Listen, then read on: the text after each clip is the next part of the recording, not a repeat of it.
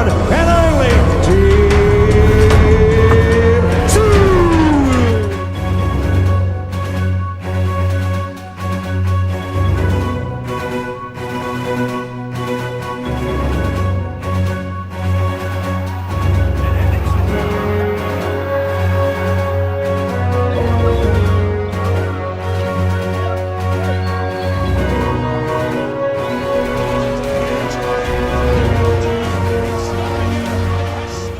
Hey guys, how are we doing? Welcome to Talking Boxing. I almost said walking boxing there for a sec because I've said it about the last 11 or 12 days in a row. But it's Talking Boxing, August 5th, if I can spit that out, 2024.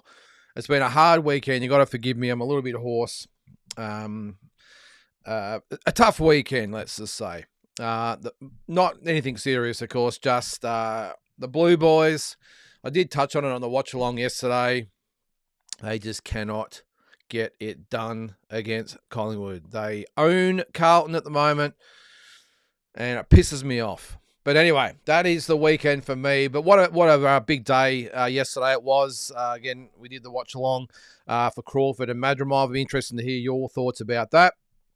Also, of course, Caitlin Parker and Charlie Senior into the last round of 8, I think it is. So they're into the semi-finals, both guaranteed at least bronze medal. So all the best to Caitlin and Charlie. I'm sure we'll talk about that as we go. We've got a lot of comments in the chat at the moment, so great to have you all along. Now, we are going to have a little bit of a chat soon to it about 15:15. Oh, that's me. Sorry, I've just got what I've done. I've got the on my phone, I've got it here. I've got the comments that are all in the right order, so I'm actually going to do that as we get going. Because on here, for some reason, they're all over the place at the start, and then they correct themselves as we go. But we're going to have Tassie Brown on for a quick chat. As I said, in about sort of 10 to 12 minutes, he'll be on. He's got a promotion in Tasmania coming up soon. Going to be probably one of his biggest yet. And he's going to just come on for a quick chat to let us know all about that. So let's get into the agenda. So the comments, we'll go down here now. I think Tommy, you were the first one off the mark. Where's your first comment? There you are. What's up? Hope you as well. Hope all is well with you too. Now I don't know what's happening with the blue writing there. Sorry guys, but thanks Tommy. All the best to you as well. Now you had the first comment that I saw. Where was it? All right. No, that's not the one. Where is it there? Sorry, guys. Well, let's just forget that. Let's just go through the comments. I'm sure we'll get to it at the right time. All right, we'll get through as many of these as we can before Tassie comes on, and then we'll race through them once he's off. But let's start with Double G. I can see a few in there. We've got Carl, the boxing kangaroo. How are you, mate? We've got Peter Nutt. Those bloody black and white love hearts. Anyway, no, well, you won, so you got bragging rights. Old mate, Big J in there. And I see someone else. Peter, yeah. Mutsy, how are you, Mutsy? All right, so let's go. Tim's performance against Fundora was a blessing and a curse. If his next opponent isn't for a belt against Fundora or Murtazaliyov, I'm not sure where he goes. Wish he would switch to Matchroom or Top Rank. Yeah, well, yeah, it's an interesting one with Tim at the moment, isn't he? I've sort of had a few messages from different people and comments and everything else about Tim. Where does Tim fall in the scheme of things? Seems to be forgotten about. We had the press conference, a week and a half, 2 weeks ago, whatever it was, and still no opponent. Now, from what I gather, and I'm not in a sanctum at all, but people that I know that are in the know, or sort of more in the know than what I am anyway, have said that they are having a little bit of a few problems getting an opponent for Tim. Let's not forget that Tim would want the best possible opponent that he could get. Unfortunately, a lot of them are in play with other fights. So he might just have to maybe take someone that's not at that absolute top level just to get him back in the swing of things, and then hope that he gets a fight with those guys later. Because you've got to remember, this is what I've said a few times, maximum risk for minimum reward is Tim Tszyu. And I'm sure it's going to come up in the comments there at some stage. How would he go against Crawford? If that had been in there yesterday, what would have happened? Would have been very interesting. But, yeah, I'm one thing that might be in play, I think, Double G, is that they might just say, hey, look, he wants to fight. what is it, 6 weeks away? So it's not that long. Let's just get him someone that's durable, half decent record, whatever, like an Ocampo type of opponent. Get him in there, get him a win, and then we might look at Murtazaliov later in the year. Or there has been talk that maybe Fundora Spence isn't happening, so maybe it's Fundora, the rematch does happen. But either way, I just think they have to be, or Tim has to be patient, which is hard to do. But the issue, or maybe the point of maybe switching to Matchroom or Top Rank it. Look, I'm not going to badmouth Top Rank, No Limit, because they've done a fantastic job with him so far. But you do have to question how far can they actually take him, and have they maybe done as much as they can with Tim? So we will see. Another one from Double G. I didn't like that Madrimov was the title holder, and yet he's made to walk out first. Then we have a Canadian and 2 US judges, but no Uzbek judges. Well, it's a good point there. I'm with you. I did comment, Double G, that I don't think that Madrimov should have been walking out first or being introduced first. Don't like it. He's the champion regardless of Crawford's standing in the sport. I would have thought maybe even Crawford would have said, nah, it's all good. I know there's ego and all that involved these days, but I'm with you there, Double G. I didn't like it. And then as far as the judges goes, it's supposed to be in a world title fight, neutral judges. So they're not from the same country.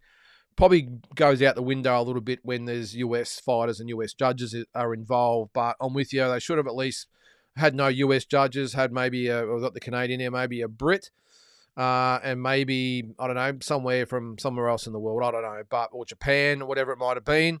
Just, I'm with you, mate, did not make sense. There's Carl in the chat. How are you there, mate? I think Bacoli might just be the boogeyman at heavyweight. Well, he was good yesterday, wasn't he, Carl? The 5th round stoppage of Jared Anderson. Yeah, he made mincemeat of him, didn't he? I was really impressed with him as well, in Bacoli. I thought he obviously prepared very well and fought to the plan and made Anderson look pretty ordinary, didn't he? Back to Double G. So Ortiz leapfrogs everyone at 154 to be the name on Turkey's lips for Bud's next fight.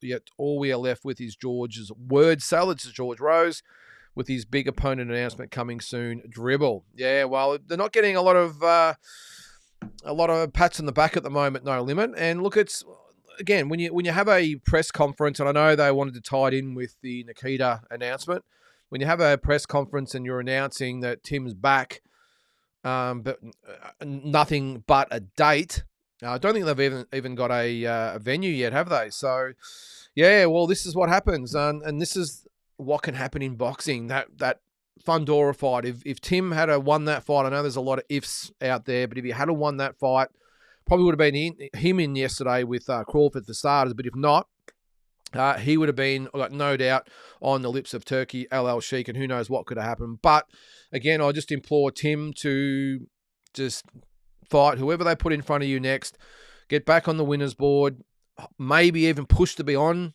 a Riyadh season card, so you can have Turkey himself at ringside having a good look at you. And of course, he was supposed to be on this card against Ortiz, but it's just a sport. Double G, you're in vogue or in favour 1 minute, and then you're out the door the next. But it can also turn the other way. And I just think if Tim can get back and have an impressive win, no matter who he fights, then we're back in business. Carl, Caitlin Parker, yes, goes for gold. Gee, she fought her ass off in that fight. Well, that opponent she fought, was it Madri Khalidja or something like that, or whatever it was anyway, from Morocco. Yeah, she fought great. And I think she might have been the current world champion. So what a win for Caitlin Parker.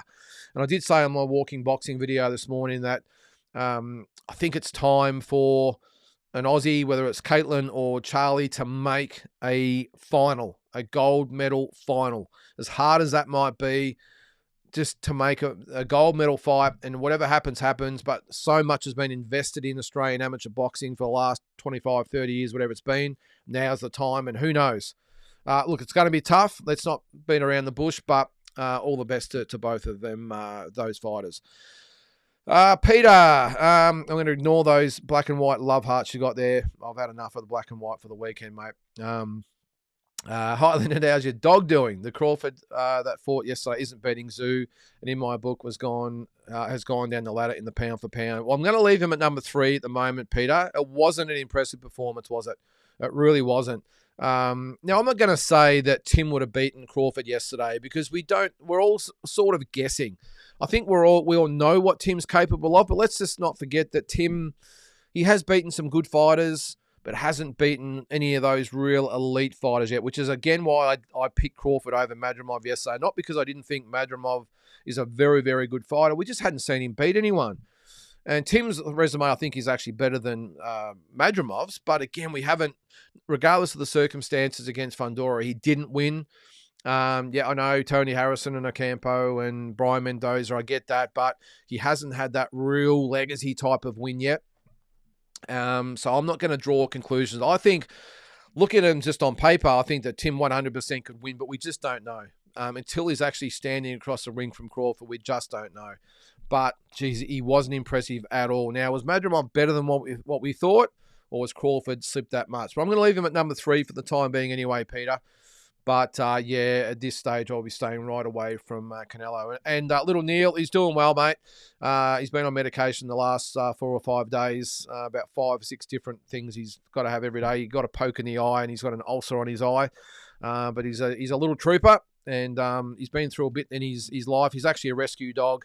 We got him 4 or 5 months ago, and he's been through a bit in his life. So this is just another chapter, but we'll look after him as best we can there, mate. All right, Big J. Now, you've got your own channel at the moment too, Big J. So if you haven't subscribed to Big J, make sure you do that. A little bit similar to what I do in the morning with walking boxing, but Big J's, what's your show called, Big J? I know you're sitting in your car. I'm not sure what the name is, but subscribe to Big J. Right, did you see that pole vault bloke? Yeah, I did see that knocked off the bar because of his manhood, the biggest block of all time. I did see that. Oh, geez, I don't know whether you'd have to laugh or cry, wouldn't you, if you were him? But yeah, he went to go over the bar, and the old fella got a little bit close to the bar and knocked it off. So, all right, still with Big J. How good are Parker and Senior? Excellent history-making result for Australia. Just a shame that the rest will including Garside, will just be a footnote. The chump's still ducking. Yeah, look, I'm not... Well, I do think it's time for the Australian team to get more, better results at the Olympics, which is what we've done. We've got 2 guaranteed bronzes so far. It's extremely hard to win at an Olympic Games or World Championships. Take it from me. I've been there. So, yeah, look, I don't know about being a footnote. They all, I'll just bring that over here. Tassie's in the chat there. But, look, I don't think he'll be a footnote, but, yeah, he's, or Garside and the rest of them, I think they've improved a lot. It's just a matter of whether they can keep taking progressive steps forward. And look, we have, at the last Olympics, we got a bronze. This Olympics, we've got at least 2 bronzes so far. And who knows, we could have one or both of those fighters in the final. So, so look, plenty to look forward to. And you've got to, give respect to all the team for what they've sacrificed to get there. All right, so what I'm going to do now, we're going to bring, I was going to call him old mate, but that's you, Big J, the one and only Grant Tassie Brown. And I've given him the wrong assignment there. I think that's him. Tassie, how are you, mate? Yeah, good, buddy. Where am I? Can you see me there? Nah. I can see you. I can see you. Don't know. Hang on. We're all good? Yeah, no, we're all good. You can't see me. I don't know what's happened, but we can see you, mate. I can see you. We're all good. All right. All good. Yep, all good, mate. So, how you been, mate? You been watching the Olympics and everything, or? I'll be honest, mate. I haven't really been watching too much of it. I guess the time and that, and I mean, every Olympics from my first memory of 88 Seoul to 92 to 96, and I tried to make the 2000 Sydney myself. So, I mean, I watched them all, but this one, not as much, really, to be honest with you. Happy, for Australia and that, but haven't been watching as much. I think the level's dropped a lot.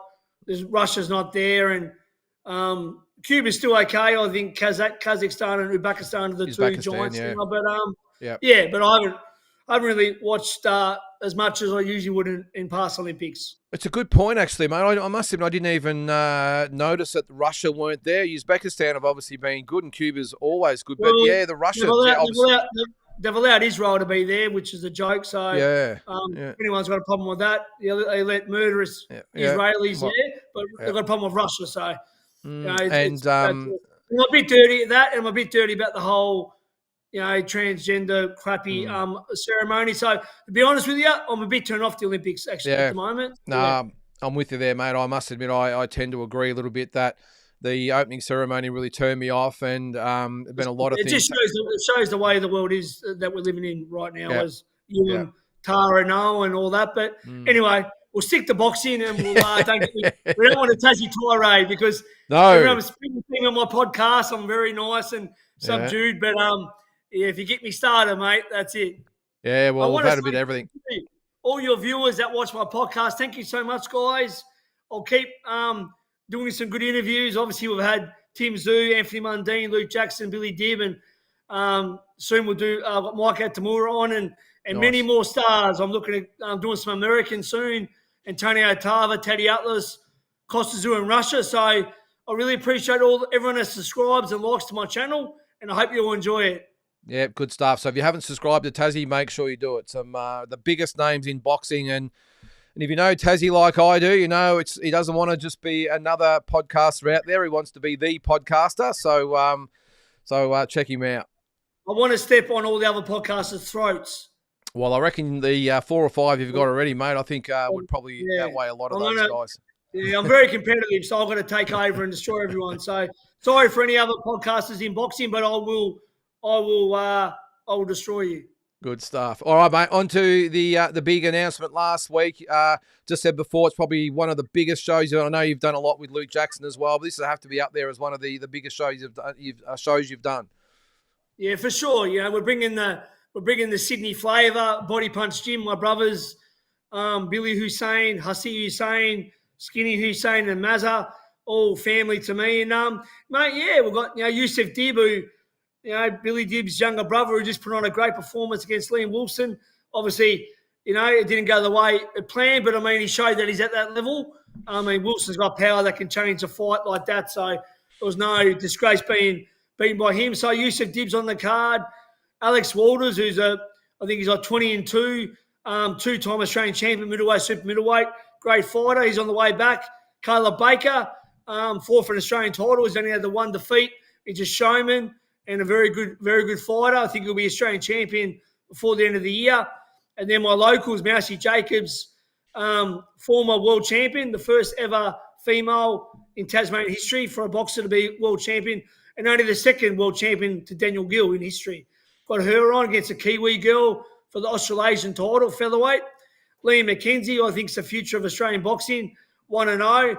He's taken on Phil Swifty Gregory's son, who is 3-0. They fought in the amateurs twice. That's so someone's always got to go. Thomas Barker, great young talent on the card.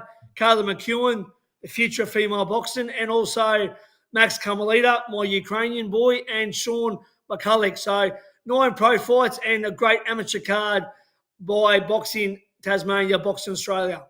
Yeah, that's amazing. That's one hell of a card. So sorry, I missed the date. Was it 22nd? Was it?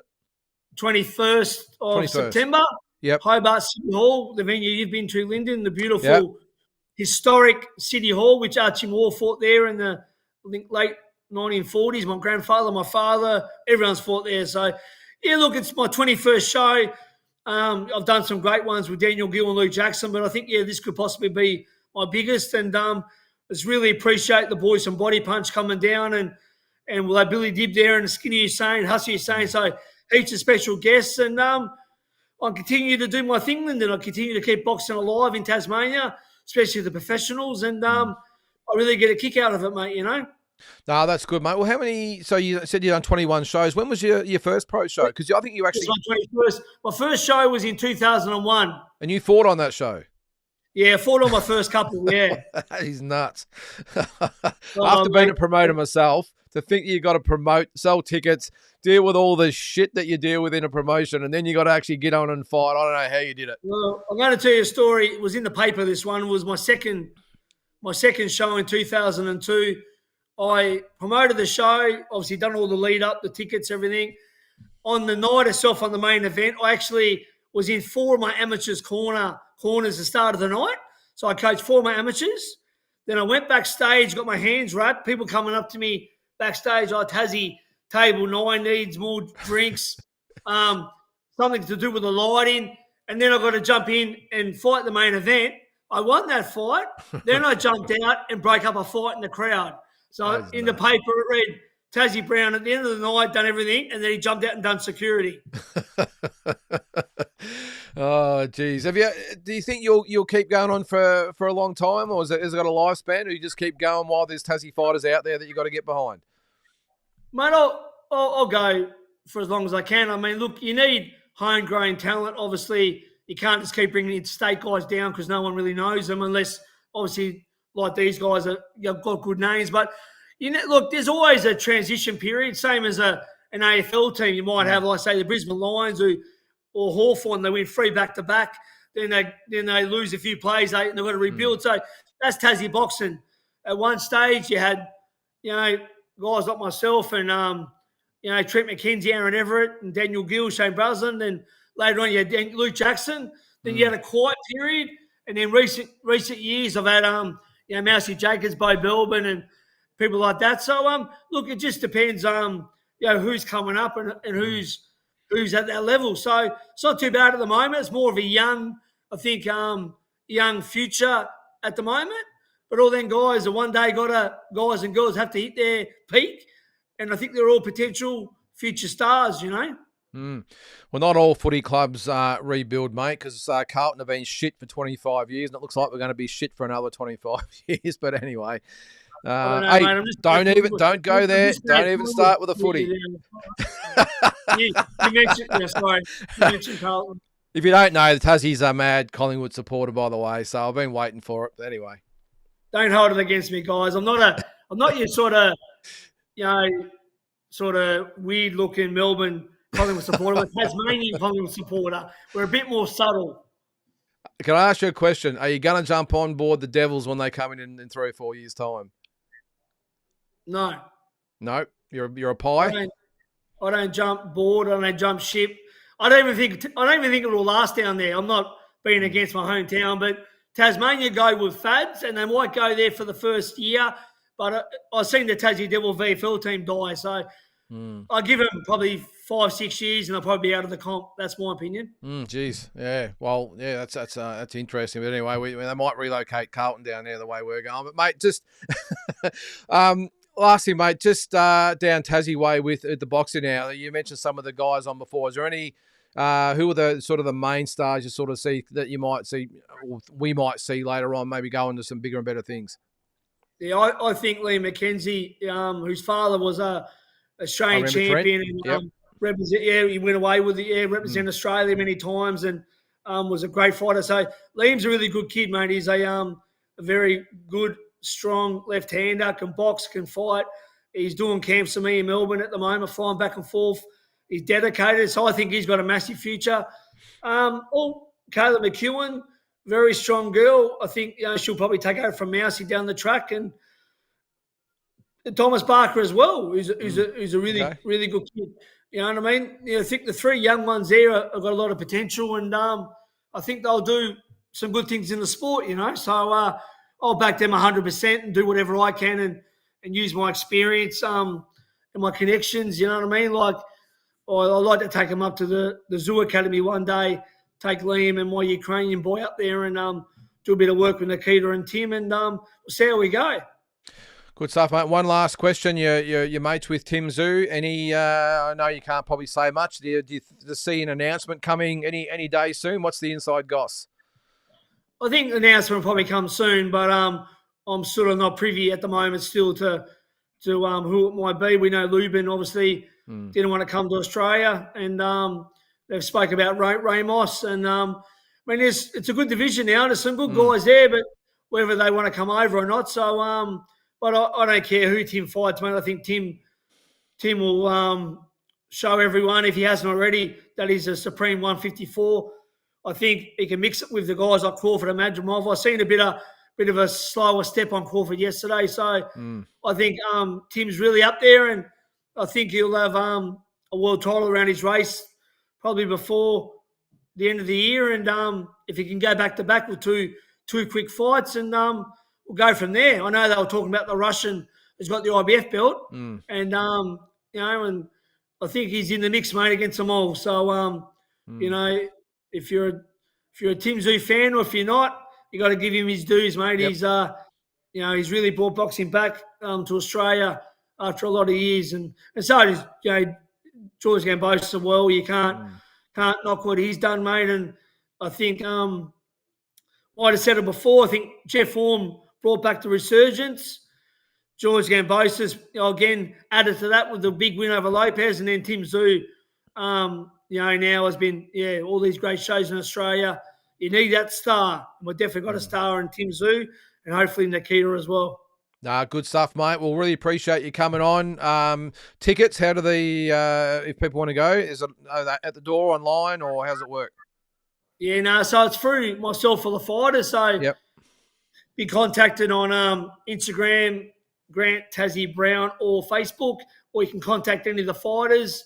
That's if you want like ringside tables and gold tickets. There are door sales on the night too, but I'd say get in fast because I only announced it last Monday and I've already sold a heap of tables, mate. So it's going to be a real big one. And again, check out my podcast. Yep. A Ringside Seat with Tassie Brown on YouTube and Spotify. We've already had some really good guests at the moment, and obviously a lot more to come. So thanks to everyone that watches Boxing Deep Dive, and everyone has been watching my channel. And with guys like me and Lynden, we've been at the top level in our careers. I can't talk about how much of a great amateur Lynden was, mate. 96 Olympian, and he was a great fighter. And we've both been there and done it. So when you're talking boxing with us, you're talking about guys that have lived it, breathed it, and we still live and breathe it. We both go overseas regularly to big fights, and I'll be going back to Saudi later in the year for the Fury Usyk rematch. Awesome. And it's just what do you do, Lynn? It's a very hard sport to give up. It's very addictive, boxing. Certainly is, mate. Well, all the best with it, and we'll hope to get you back on soon. Shout out to Big Bill Hack. He'll be on here somewhere, I reckon.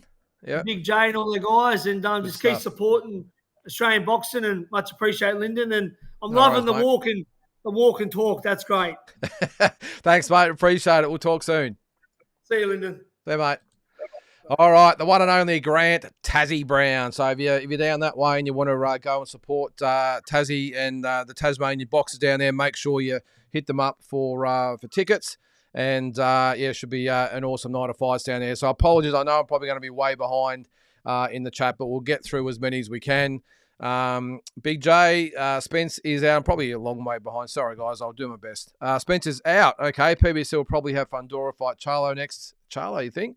And drop the WBO belt, elevating Crawford to full champ. Please, can everybody stop this Crawford-Canelo bullshit? Canelo destroys him. Based on yesterday, Big J, hard to disagree, mate.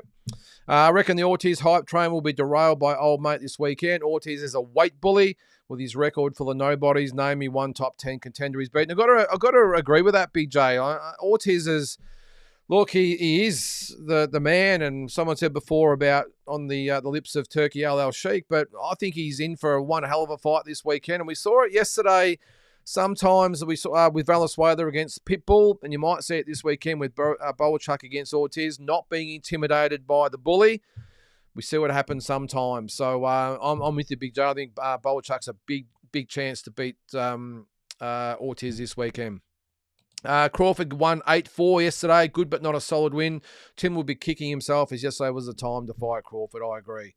New weight, layoff, and age would have been all in Tim's favour. Yeah, that's how the cookie crumbles, as they say, though. Look, I don't think I had it 8-4. I might have had it 7-5, I think. But, yeah, a lot of close rounds in there. Tommy, I thought Bud won the fight 8-4, 7-5. Yep, so you agree. Madrimov, phenomenal movement, did a solid job taking Bud's lead hand away, but he just didn't throw enough punches. Bud's sharp countering skills helped with that. Yeah, look, I agree, Tommy. I just think Madrimov fought too cautiously early on. Not that Bud did a lot either, but being the A side and, the judges tend to watch a particular fighter, especially the name fighter, and I just don't think he did enough in the first probably half of the fight. And Bud really, again, didn't do much either, but just landed those little shots that would have got the judges' attention. I really can't see the outrage from a lot of people saying that Madrimov got ripped. Look, I wouldn't have argued maybe if he had got the fight or it had been a draw, but this whole thing about getting ripped off, I'll say it again, it's not a rip-off if it's a close fight.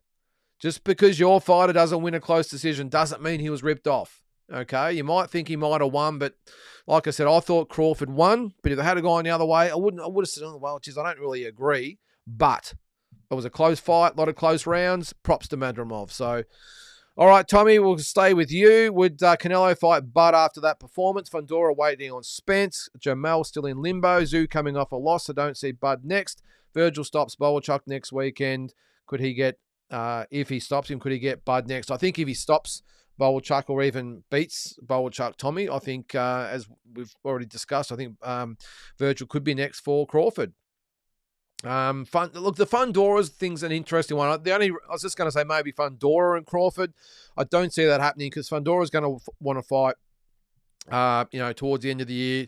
Crawford's not going to even look at another fight till probably May or June next year, I wouldn't have thought. So Fundora, and this might even come into play with Tim as well. Tim might have 2, if not 3 fights before Crawford even has his next one. So there's plenty of water to go under the bridge with it. And all goes out the window this weekend if Bolchuk can beat Virgil. What happens then? Look, the good thing is there's so many different scenarios. All right, thoughts on the Bud glove controversy? Yes, his gloves exploded coming apart at the seams versus Avanesian, and now his gloves come apart in the warm-ups from Madrimov. As a boxer, have you ever heard of seeing this? I haven't, Tommy. I haven't. I've seen on a couple of occasions where there might be a split in the glove that they discover late, or it might be a stitch that might be out of place, and whoever goes in there to inspect the gloves has a hissy fit and they've got to change the gloves. Or sometimes they just say, I think those gloves are faulty, just to really unsettle the fighter and make them change gloves.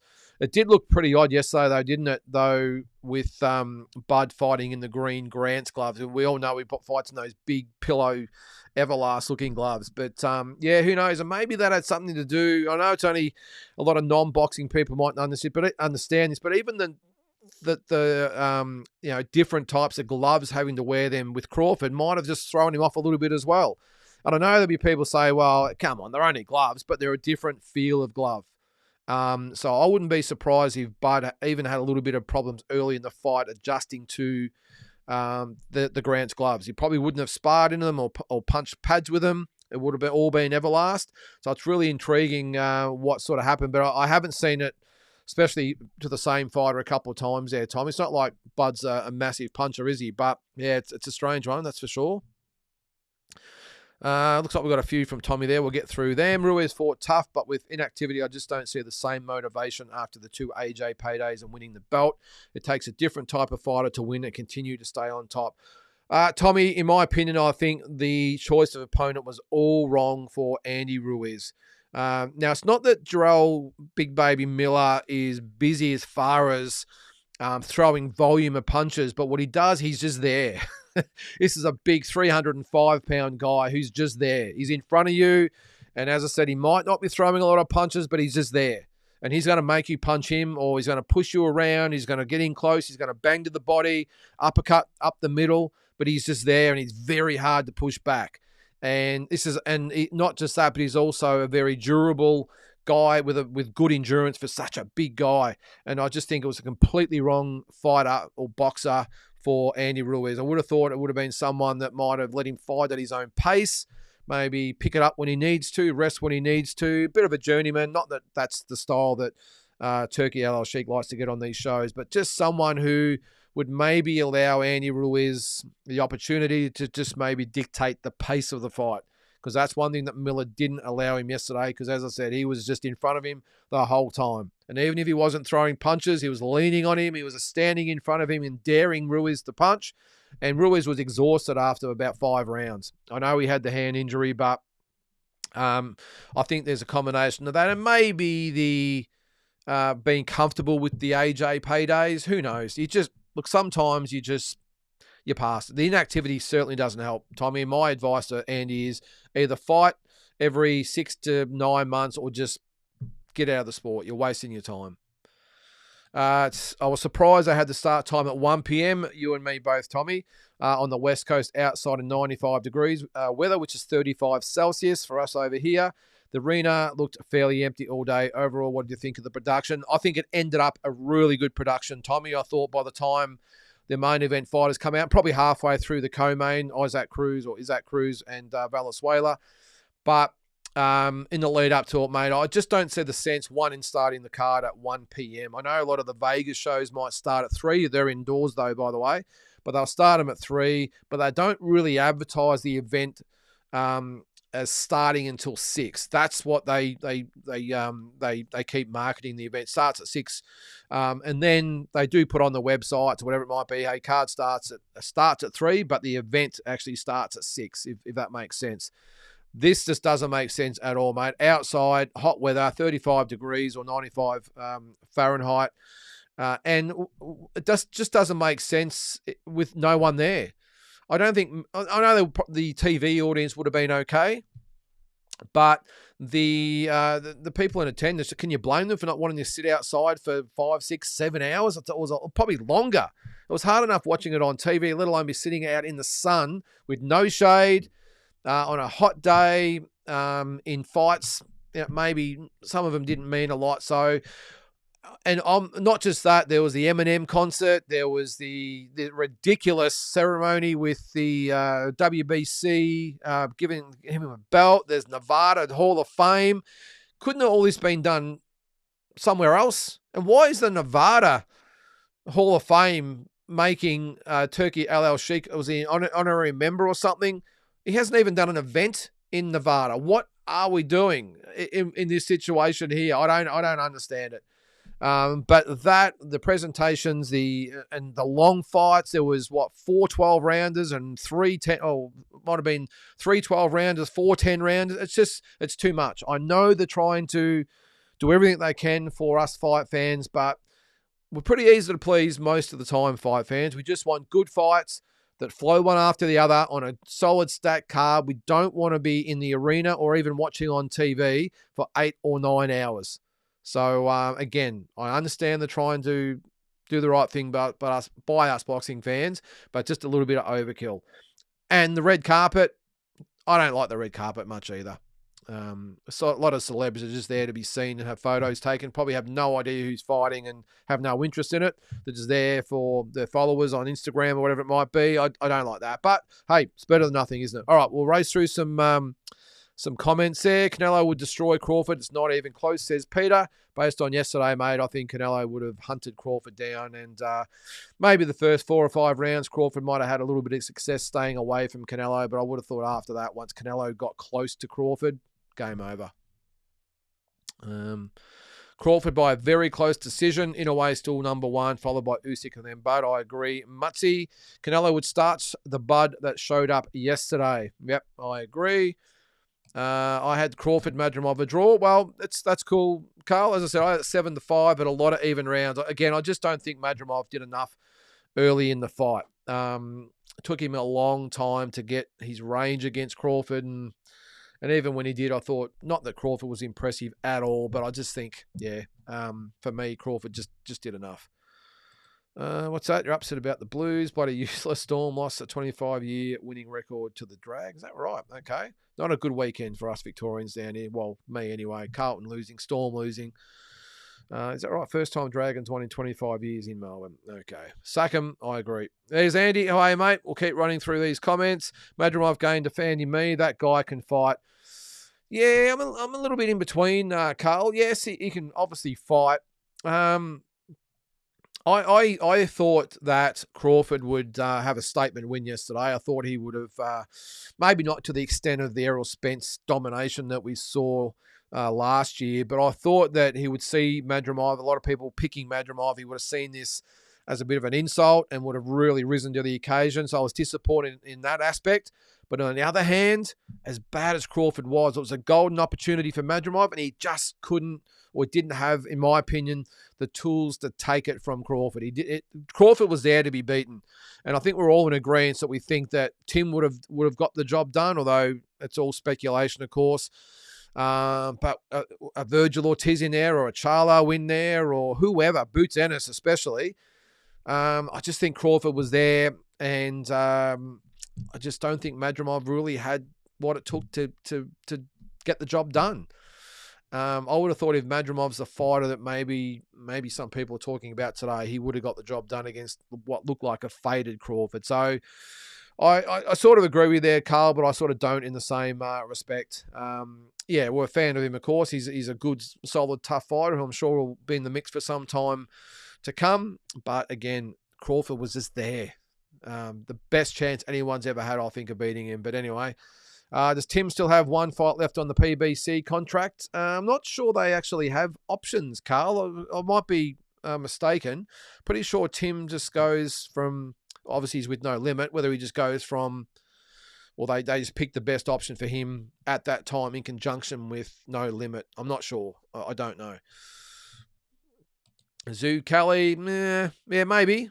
This is for the tune-up, yeah, maybe. Although Kelly's got a fight coming up too, hasn't he, I think?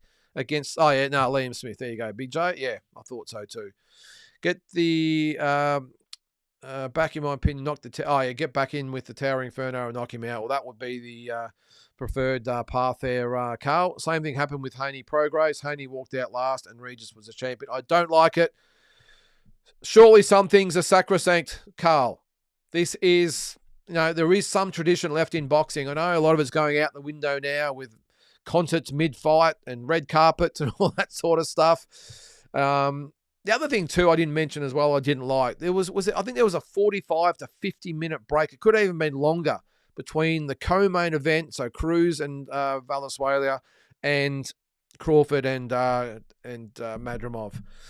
They've got to do the research on the sport of boxing. Yes, we all want to be entertained and we all want to have a different spin on things, and I understand all that, but the boxing fans are the boxing fans. They like some sort of tradition, and that is a stacked card, great fights, and just keep them flowing. So let's hope that someone gets in the ear of Turki Al-Sheikh and says, hey, mate, people couldn't give a shit about the Nevada Hall of Fame giving you a trophy or an honorary inclusion into the Hall of Fame. They want the fights to come out, mate. So let's get it going. And not just the fans. I'm sure the fighters want to get out there and get on with it. The fighters, I'm assuming Crawford and Madrimov yesterday would have been warming up, expecting to go out within 10 to 15 minutes after Cruz and Valenzuela, and they're in there warming up. We're splitting gloves. We're doing all sorts of things. So, yeah, I don't know. I'm sure hopefully they get someone in there to tell them maybe a few tips on how the boxing fans like their events. This is not UFC or, a concert or WWE, whatever it might be. This is boxing, so let's stick to it. All right, Andy. I picked most right except Ruiz Miller and Pitbull Rayo. Solid, enjoyable fight. Main card, I had Bud winning 116-112 or 8 rounds to 4. Yep, it's amazing how everyone's all over the place, isn't it? Depends on how what you're looking for when you score the rounds, I suppose. Yeah, I'm with you there. I expected Ruiz to beat Miller. Of course, it's a draw. I'm not sure how that works with the betting, whether you get paid out or not, I don't know. And I was definitely wrong with Pitbull and Rayo. I thought Rayo was very capable. This is Valenzuela I'm talking about, was very capable. I just thought Isaac Cruz would have had enough to get him out of there. But full credit to Valenzuela. He was brilliant. He really was. Yep. It was a great card. Carl, I agree. Same thing happened with Canelo and Triple G. Triple G came out first, yeah. I think in this case, it's probably a little bit different with Canelo. Well, is it different? Probably not. I just think with Triple G, probably like Madrimov yesterday, he couldn't give a shit. Just let's get out there and fight. He wouldn't care. But the ego of Canelo, maybe just like the ego of Crawford yesterday and the ego of Haney, they demand to walk in last. Why? Who cares? Tradition should say the champion walks out second and gets introduced second. Just, because you got a little ego with Canelo, Crawford, Haney, whoever it might be, does it really matter? I don't think so.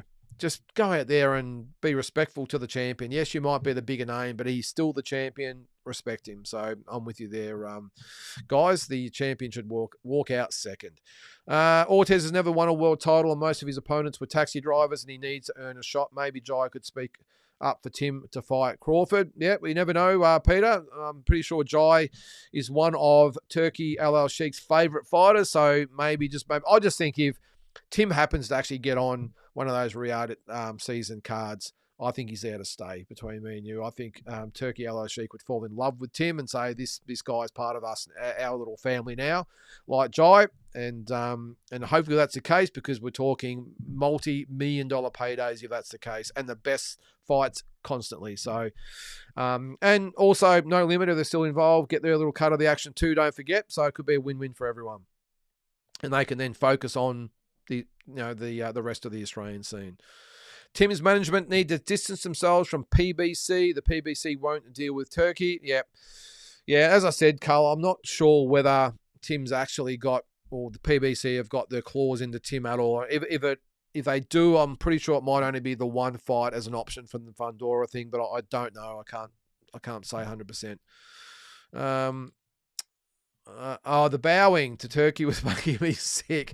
The WBC gave him a belt. He was inducted in the Vegas Hall of Fame. Made me sick. Yeah, I'm not sure whether Turkey LL Sheik even expected it, although you would have thought he would have had the heads up. But do you think the Vegas guys are thinking, well, this was in California, maybe let's get you into Vegas and pump a little bit of the Saudi money into Las Vegas? I don't know. But the WB, come on, guys. We all look.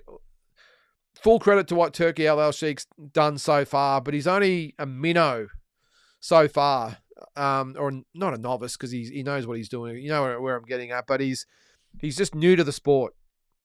He's new to the sport, so let's just stop the drooling and the bowing. I'm with you there, Carl. Let's give him the respect and the credit that he deserves, but let's not get too excited. The boxing's been going for a long, long time, and it will continue to go. And yes, I love what they're doing with the yard season, but it's not the be-all and end-all. The top ranks and Golden Boys, and even the PBCs, Matchroom top rank Golden Boy, and even PBC might be not around for much longer, but the others will be, and there's other promoters that will come behind them.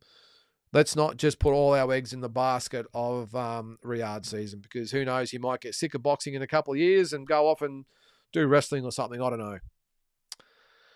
Tim seriously needs to chase Murtazaliev's for the IBF 154-pound belt.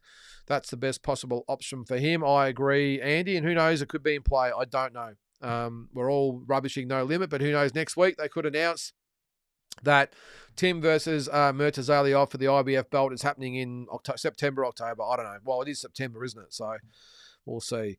Madrimov had a draw, and I read yesterday that he was considered to be handed that draw. I haven't seen the fight, Peter, but I have seen comments saying that the I can't remember who he fought, but saying he wasn't the greatest of fighters, and he really struggled to draw against him. So again, you can only go by what you see in the ring, not hypotheticals.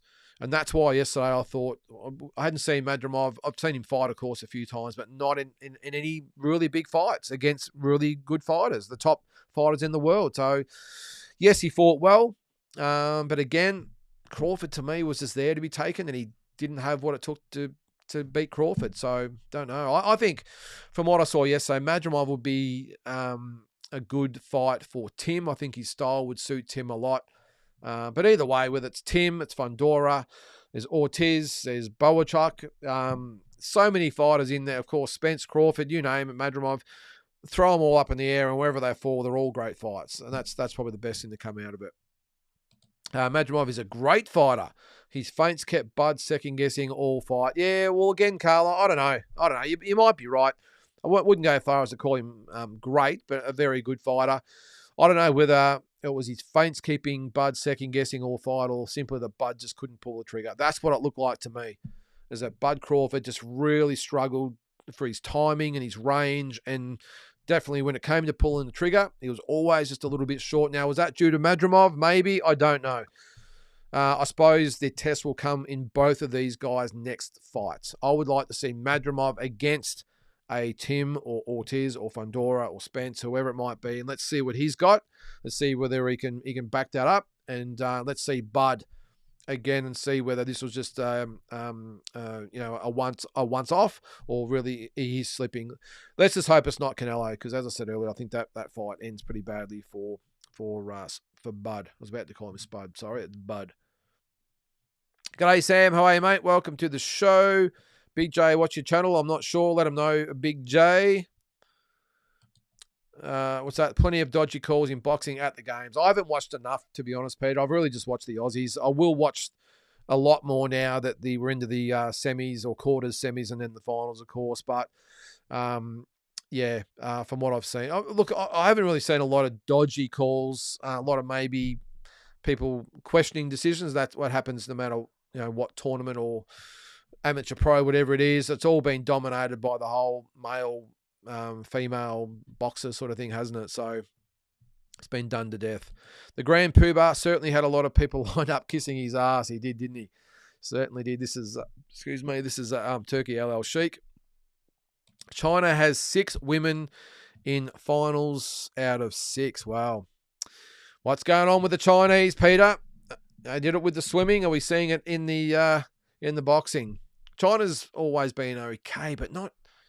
Yeah, they've had a couple of good fighters. They sort of goes in little cycles with China. They sort of have a bit like the Philippines as well. They get a few really good ones, and then they have a bit of a spell, and then they come again. But 6 out of 6, yeah. Do we need to do some tests on them too, Peter? I don't know. Geez, it's certainly taken away the attention from the boxing, hasn't it? In a good way. I mean, it's taking the positive view on how good the boxing's been with the stuff that's happened with the controversy. And geez, every man and his dog has had a say, haven't they? So, but we'll move on.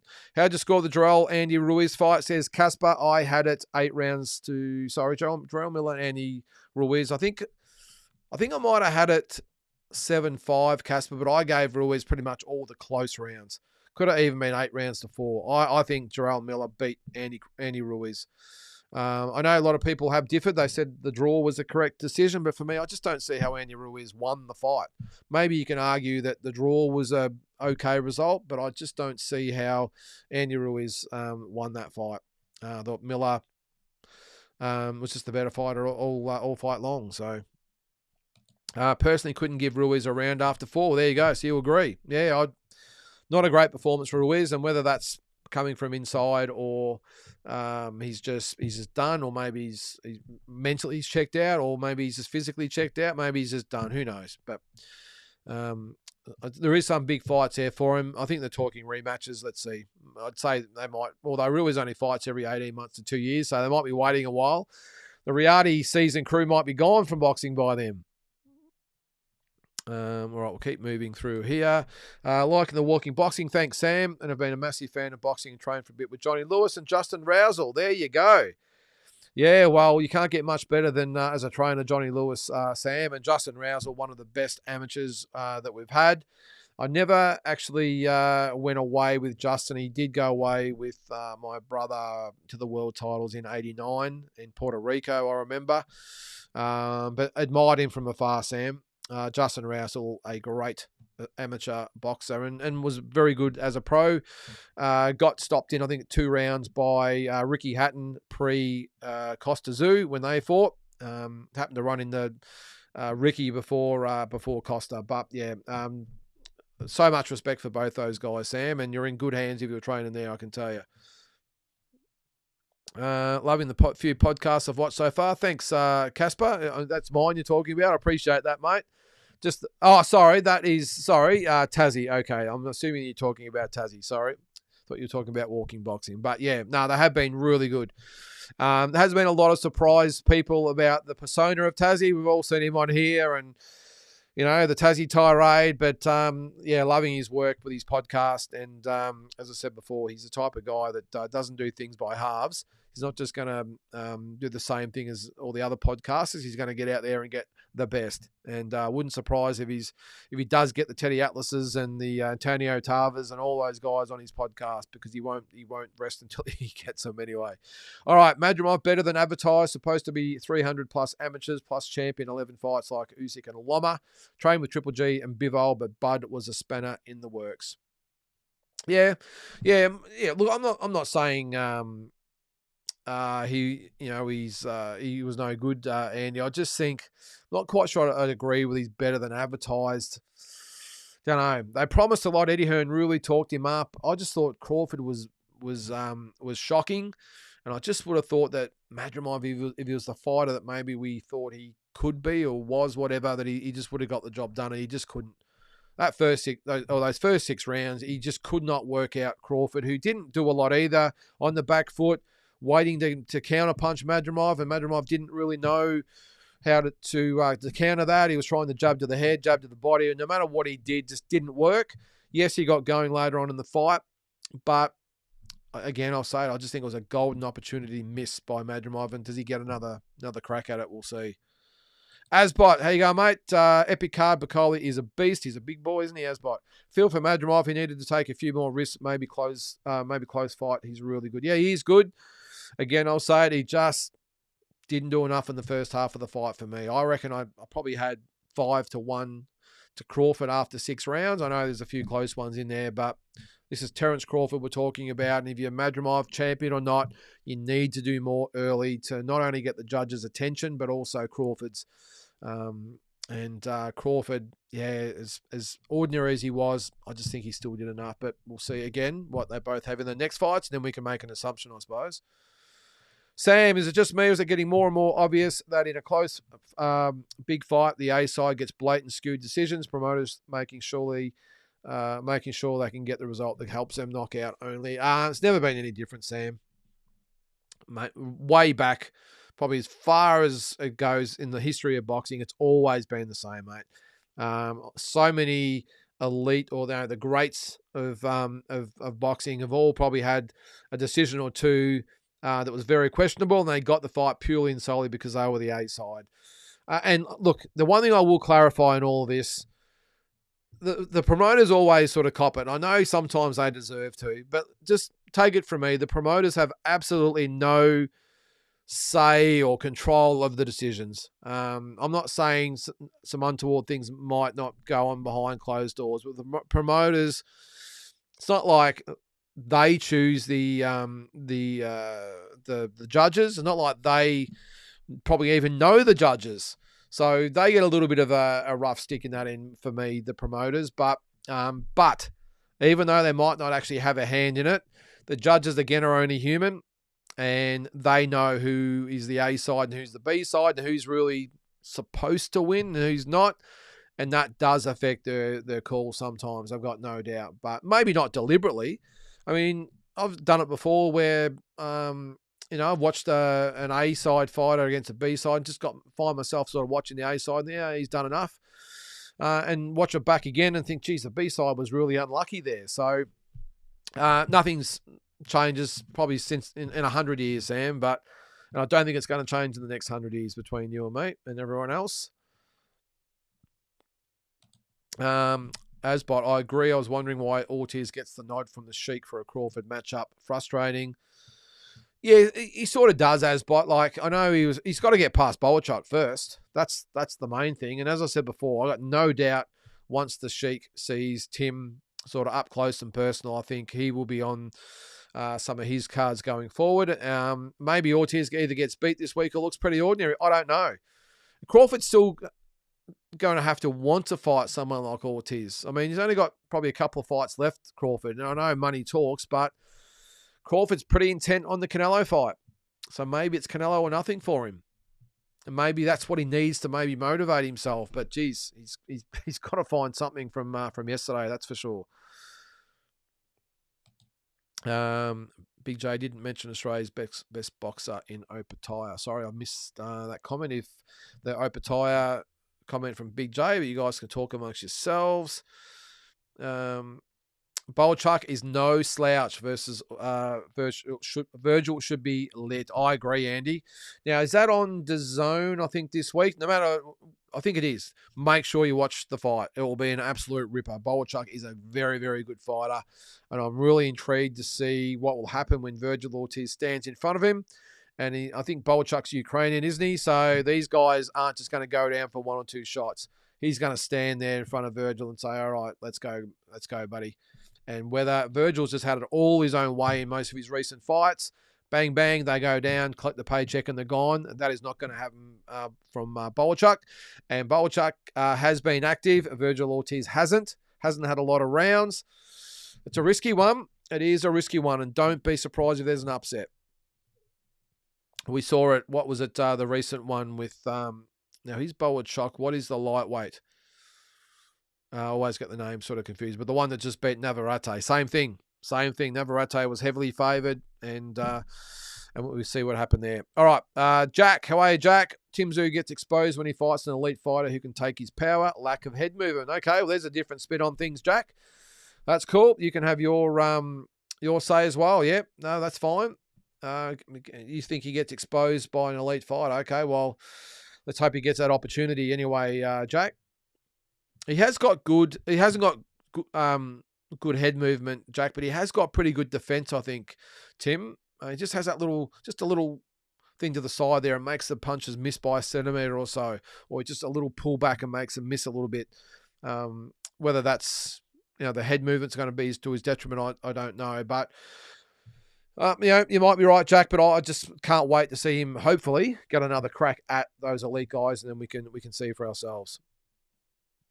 Loaded gloves? I'm not sure, mate, but who knows? Who's the favourite? Neom Trong, 24-0, or Winwood 4-0, says James. I'm backing Alex Winwood there, James.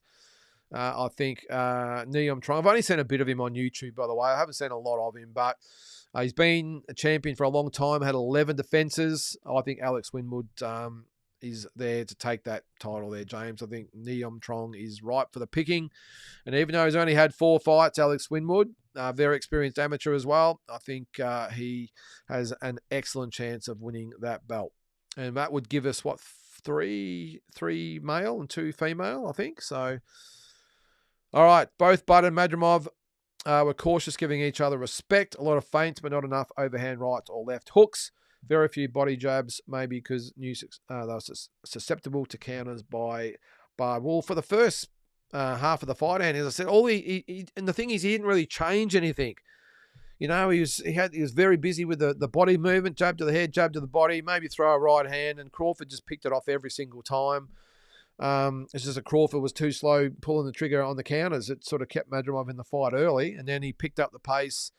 Look, I thought Crawford went with him okay, but yeah, I just maybe would have thought Madrimov would have had a little bit more up his sleeve when plan A wasn't working. We just didn't see it. But look, either way, it was the first half of the fight wasn't overly exciting, but I thought the second half of the fight did pick up a little bit and ended up being not a bad scrap in the end.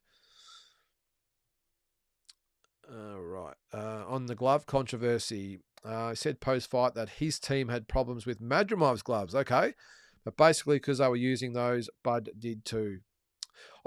Do we hear, Andy, what happened to Bud's second pair or third pair of gloves? Normally, they always do have more than one set of gloves. Now, as far as I know, Bud hasn't switched to Grant, and they didn't go with his outfit either, by the way, so I'm assuming they weren't the original gloves. Why he didn't have the B pair in or being ready to go and to switch them out, I don't understand that. Especially being the A side. But so he said that his team had a problem with Madrimov's gloves. Okay. Well, there's always 2 sides of it. WBC handing over an invalid trinket belt for some Saudi dollars was totally ridiculous. Yes, I agree. And yes, like, subscribe, share, smash the like button. Thanks, Andy. Do you think Morrell and Benavides having very lackluster performances at 175 is a result of being weight bullies at 168? Yes, I do, Tommy. I think both of those guys are weight bullies, and they've both, probably not by coincidence, look very ordinary in their debuts at 175. I thought Morrell looked maybe a little bit better than what Benavides did. Now, I did say again in the walking boxing video I did that I think maybe there could be a couple of factors. One is their own bodies getting used to carrying the extra weight themselves, because even though they would walk around quite a lot heavier than even 175, they did drain themselves down to 168. Sometimes the fact you make the weight even easier does make you a little bit sluggish. And then don't forget, of course, they're rather than coming up against 168-pound fighters who walk around at maybe 180, they're fighting 175-pound guys who probably walk around at 190. It's a bit of a step up. So I'm just interested to see how they go in the next fight, maybe the one after that. But both of them have been pretty lackluster so far, Tommy. Did you like Madramov's feints? Looks like he adapted those Uzbeki feints for the pros, slowed them down, gave Crawford some issues. Yeah, he did. He's very unorthodox, wasn't he, Jack? But at the end of the day, he didn't really achieve much. Crawford's one of those type of fighters who, for a round or so, he might be thinking, oh, okay, what's this? But he's the type of guy that works out fighters very, very quickly, and I think he adjusted okay to those feints. But Madrimov didn't really have anything after the feints. Now, don't get me wrong. I don't want to be rubbish. It'll be seen to be rubbishing Madrimov. I think he's an excellent fighter and he's going to be in some big fights down the track. But, yeah, I wasn't overly impressed by Madrimov. Again, I'll say it. Crawford was shocking. I just think Madrimov, if he had been the fighter we thought would have got the job done, and he just didn't. But anyway, everyone's got different opinions. That's cool. If I'm Pitbull and can make 135, I go back down. He's very limited as a fighter. Yeah, Tommy, he looked like absolute dynamite against Rolly Romero, didn't he? And then comes up against a really slick, well-coached fighter with a very, very good game plan. And I agree, Tommy, he looked very limited, if you ask me.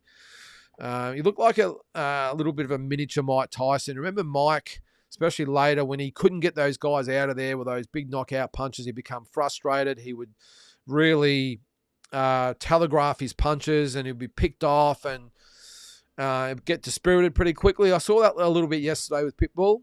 I think he got frustrated very early. I did say during the watch along, geez, why not just come in behind a jab just to get you in to range, and then you can throw those overhand rights and the uppercuts and the body shots. He was leading with those shots, and it was just so easy for just to anticipate and just pick him off and just move to the side. Yeah, I was really disappointed in Pitbull's performance yesterday, Tommy, but maybe that's just the Pitbull that has sort of been masked a little bit by fighting those right type of fighters, because with Rolly Romero, he's entertaining, but he's very, very limited, he's Rolly Romero, and I think maybe he made Pitbull look maybe a little bit better than what he is. But yesterday, and maybe Valenzuela is probably better than what I thought he was. I just thought Pitbull, from what I saw against Romero, would just mow him down eventually, and I had it 8 rounds to 4 for Valenzuela. So I just thought he was a lot better fighter on the night, and I'm with you there. If Pitbull can make 135 go down, still some really, really good fights there to be made for him. All right, Andy, never been a fan of Canelo versus Bud at super middleweight, but we'll buy it. Yeah, I'm sure we'll all buy it. But yeah, but judging on yesterday's performance, Andy, yeah, again, I just can't see how Crawford beats Canelo. Crawford waited that long. He busted his gloves. Yeah, he's getting impatient. He was probably punching walls there, Carl. I just gave close rounds to the champion, but I forgot it was the Bud show. Yeah. Yeah, a lot of close rounds, Carl. It was Batman. How you going there, mate? It was a very, very close fight. It was. Close-ish, I'm going to say. I didn't think... I mean, maybe you could have called it a draw, but I certainly don't subscribe to Madrimov winning the fight.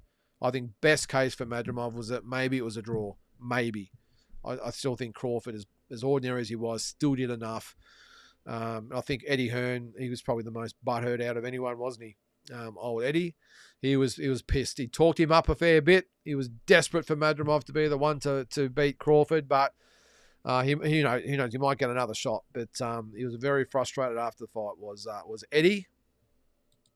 I also expected Ruiz to win, but always questions his fitness and will. I'm with you, Batman. Yep, I'm just not sure where he goes. Look, the good thing is at least he got a draw.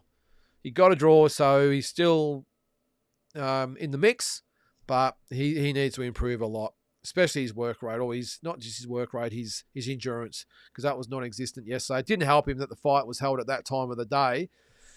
He looked exhausted, and Big Baby Miller, to his credit, looked fresh as a daisy at the end, didn't he? Mutzi, Pitbull is one of my favourite fighters. The grin on his face when they were facing off says it all. Great display of boxing from Valenzuela to upset him. Yeah. And there'll be other fights for Pitbull. He's a fan favourite. I'm a big fan of his as well, Mutzi. I just think yesterday yeah, he was just, I don't know, was it exposed by Valenzuela or just had an off night? I don't know, mate. I think you could almost excuse him by the way of maybe trying too hard early in the fight. Those first 4 or 5 rounds, he went really hard. And every punch he threw had bad intentions. And maybe that took it out of him with the heat. Valenzuela was very conservative early, boxed very smart, took his time, still won rounds, which is a credit to him. And then really, I thought, pulled away towards the end of the fight. So who knows, maybe these guys might have a rematch. But yeah, good fight it was. But again, Valenzuela, just very, very good performance. All right, Tommy, I was confused. It said Fundora was fighting next weekend on the Virgil card in co-main, and the picture looked a bit like him, but it's his sister. Yeah, she's fighting, defending her world title next week as well. Should be a really good card. Yes, Carl, I'm with you there, mate. I'm sure his shit still stinks like mine. This is Turkey LL Sheik we're talking about. G'day, the authorised seller Australia. How you going there, mate? Bill Hackaway, mate. Hi, Lyndon Grant. Lyndon, of course, I'm here. Love both shows. Thanks, Bill. Thanks. Appreciate you being here, mate. Wasn't like that at all. It was a no contest with Madrimov nominated, and it was stopped on a cut. Madrimov KO'd him in a rematch. Okay, thanks for clarifying that, Batman. I didn't see the fight. All I saw was that it was a draw, and it wasn't a great performance from Madrimov. So thanks for clarifying that, mate. Sorrow, that's the guy. Thanks, Batman. You dominated against Sorrow. Yep. Okay, thanks, mate. Madrimov gave Crawford huge problems, very close fight. He did give him problems, but again, Batman, I just don't know whether that was due to Madrimov being better than maybe what I thought or Crawford slipping badly. Again, I suppose we won't know until they have their next fights. What's that? Bud won't fight for another 12 months now. Well, how many fights has he got left, Carl? I'm thinking 2, maybe. And that's it. So I know he wants a Canelo fight, but geez, what is it now? It's the start of August. Maybe even January, or not. January is probably a bad month. Maybe February, March, have another fight, and then have another fight at the end of 2025 and call it quits. Maybe he could do it does actually, when you think about it, add up nicely to the Cinco de Mayo weekend, which is early May, the first Saturday in May. That gives him, what, about 8 months off? Maybe 9 months? Who knows?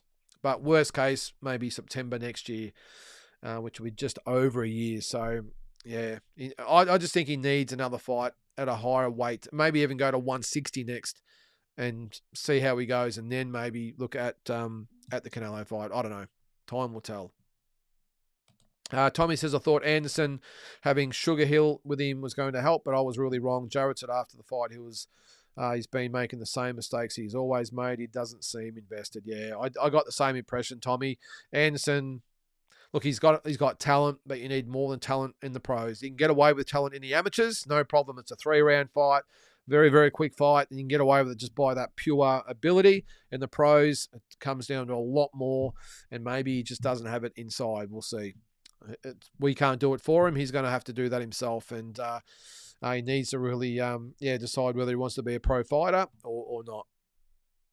JYD, neither Madrimov or Crawford or Miller Ruiz grabbed the fights by the balls to claim victory. Bacoli, the big winner. Yeah, he did steal the show, didn't he, JYD? Although I think Valenzuela, for me, was for me the most impressive fighter on that card. Roy Jones being robbed at the Olympics will never be forgotten in my eyes. Yeah. Yeah, and don't forget Jeff Fennick as well, Carl. I did read an article on Jeff today. It's 40 years since he was robbed in LA, and I might do a little bit of my walking boxing tomorrow. I might talk about that because if you can remember it, 1984, I remember it well. I watched it live from my lounge room in my sleeping bag. I was 9 or 10 years old or whatever it might have been, and I remember it well. He won the fight 3-2, and then the jury overturned it. Now, these days, they don't have juries, of course, but the jury, if it was a 3-2 decision back then, they were allowed to review it, and they overturned it. So that was twice that Jeff got absolutely robbed. The second time, of course, was Azuma Nelson. I do remember Holyfield at the Olympics. He fought Kevin Barry from New Zealand, and the referee disqualified Holyfield because he said he punched on the break, knocked Kevin Barry out. I don't necessarily agree with it. I thought he was punching as he said break, or maybe a split second. It definitely wasn't break and then punch. It was very, very close. And poor old Evander Holyfield, I've got no doubt he would have won the gold medal. He was disqualified, and Kevin Barry couldn't fight either because he'd been knocked out. So no one won except for the guy that got the walkover in the gold medal fight. I wondered if Andy took boxing serious, and now I know he doesn't. Nah, probably a little bit comfortable. This is Andy Ruiz, Carl. He's probably worth about $10 to $15 million, or maybe more. Who knows? So maybe boxing's not on his priorities these days. Boxing, Carl. That was full blown scandal. Was the Roy Jones Jr.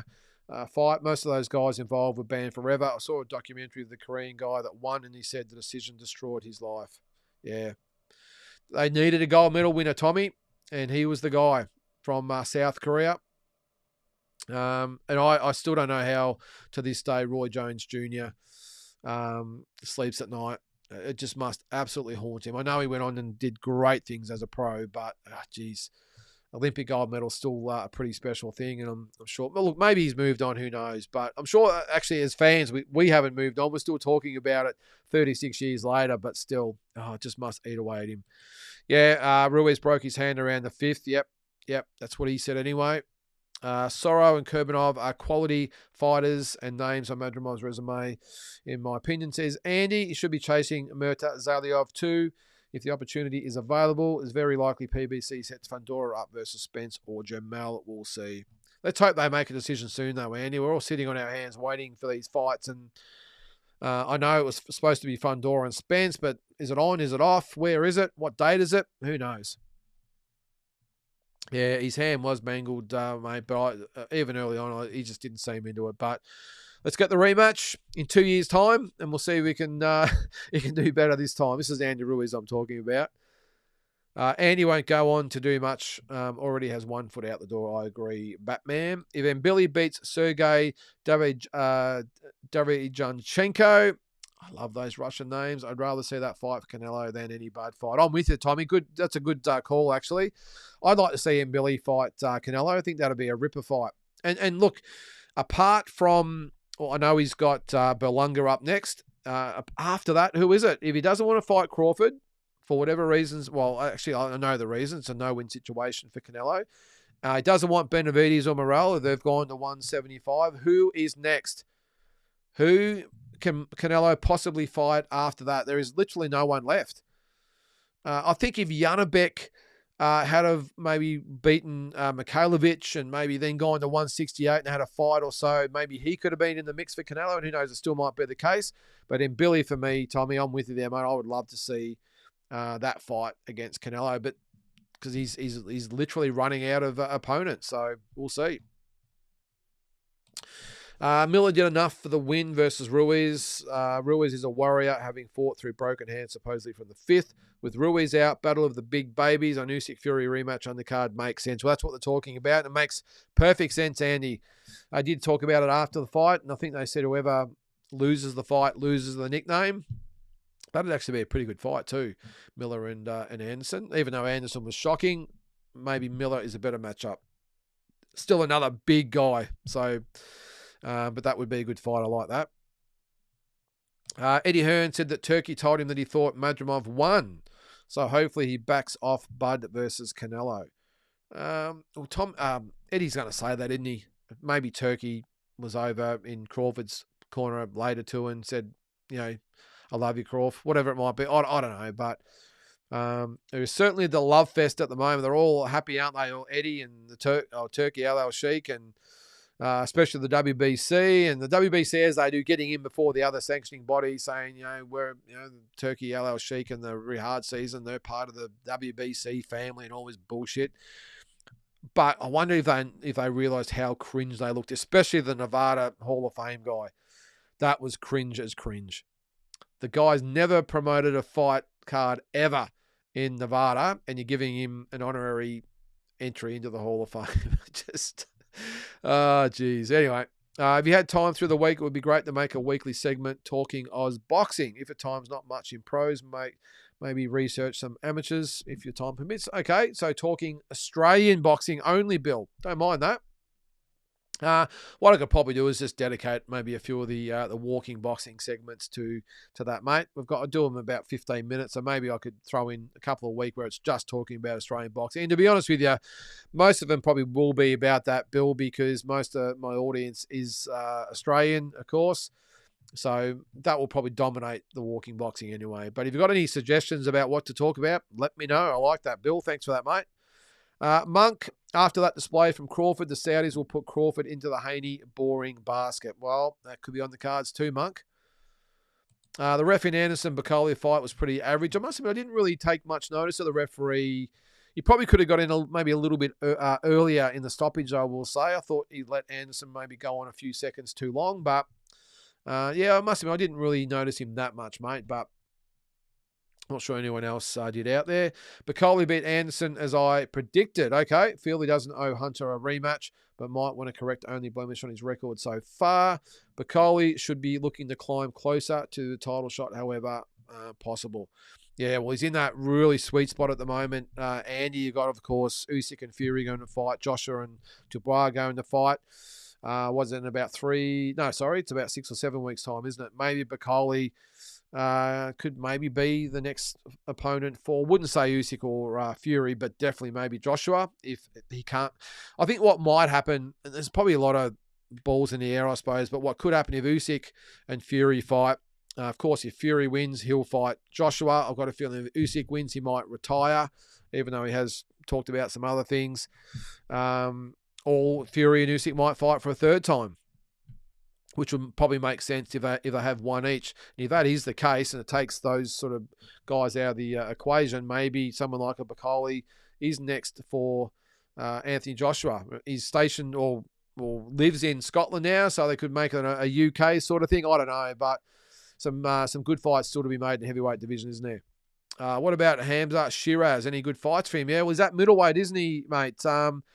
I'd like to see Shiraz against Janabek. That would be a ripper fight, a really good fight. I'm still a little bit filthy on Janabek, though, for what he did by not making the weight. I know he's not the first one to ever do it and won't be the last, but I think he just got off the hook really too easy for me. But I think Hamza Shiraz and Janabek, for me, is the next big middleweight fight.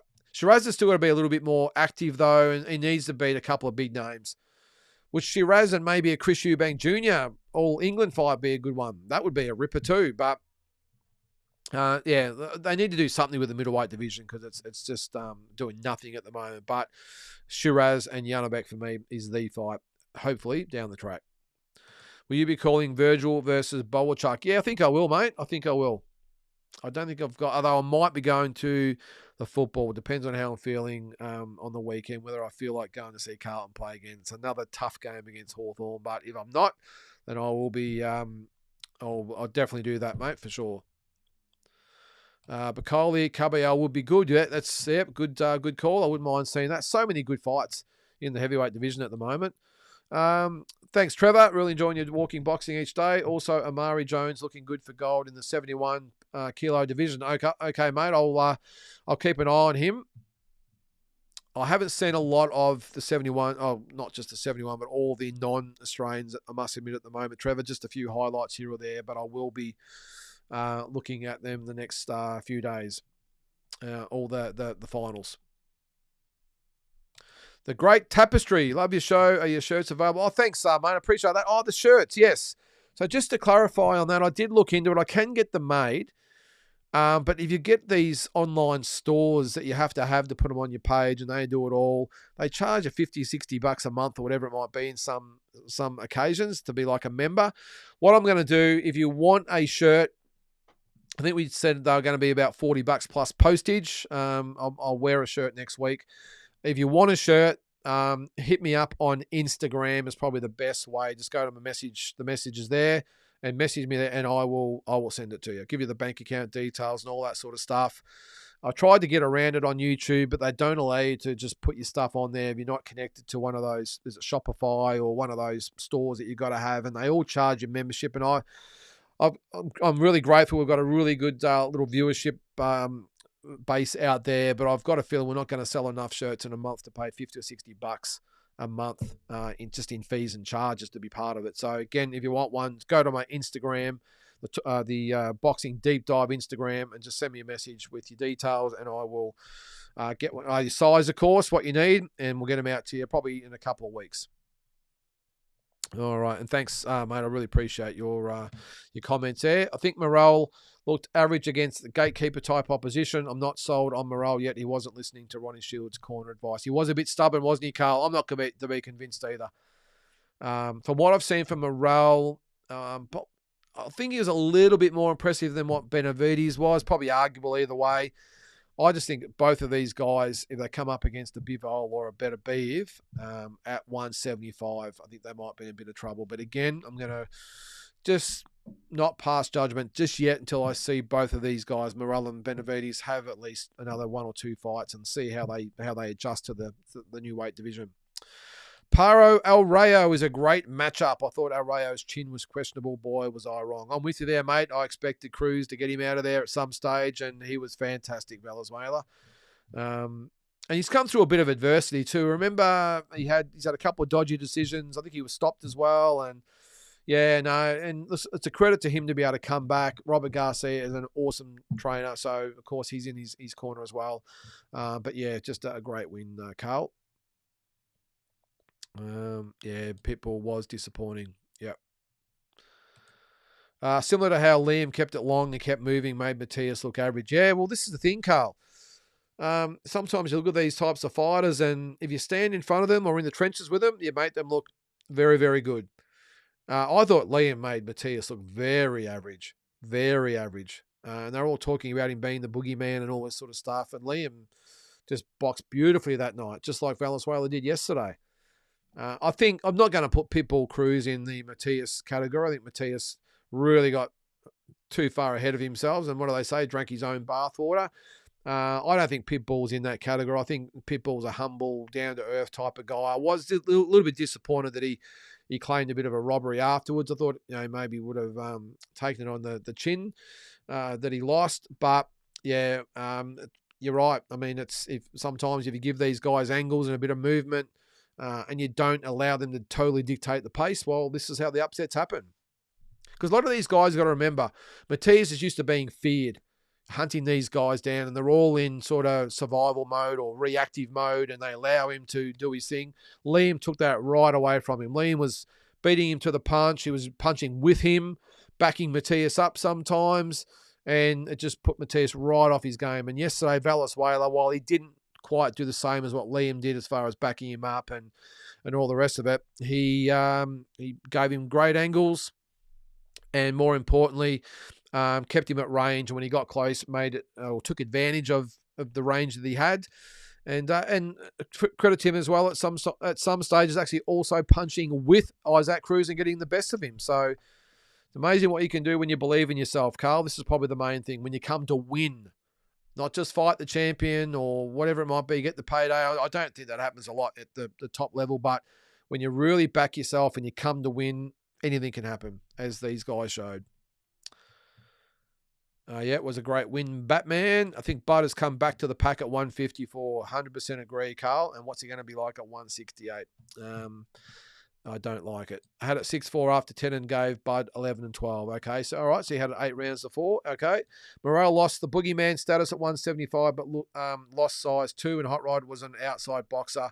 Was only intro, but Morel still beats a flat-footed Benavides, in my opinion. At the moment, both likely beaten by Better Beav and Bivol. I agree, mate. Hot Rod, look at. Yeah, I don't know. He's a battler, I think, Hot Rod. He's awkward, and he's got that really awkward type of style, and he sort of jumps up and down. He switches and all that sort of stuff. But, yeah, I just think Morel just really struggled all around. Hot Rod did have his moments, too, in the fight. He gathered a little bit of momentum midway through the fight, but Morel, of course, came home strong. But, yeah, I don't know. Again, I'll just reserve judgment until him and Benavides have had another fight or two. Have you noticed big differences boxing in an air-conditioned arena compared to fighting outside in the heat? Massive differences there, Tommy. Massive difference. One is it's just a whole different... I've fought outside before. It's a whole different thing. I mean, you're outside. I mean, it's hard to explain, but you're outside.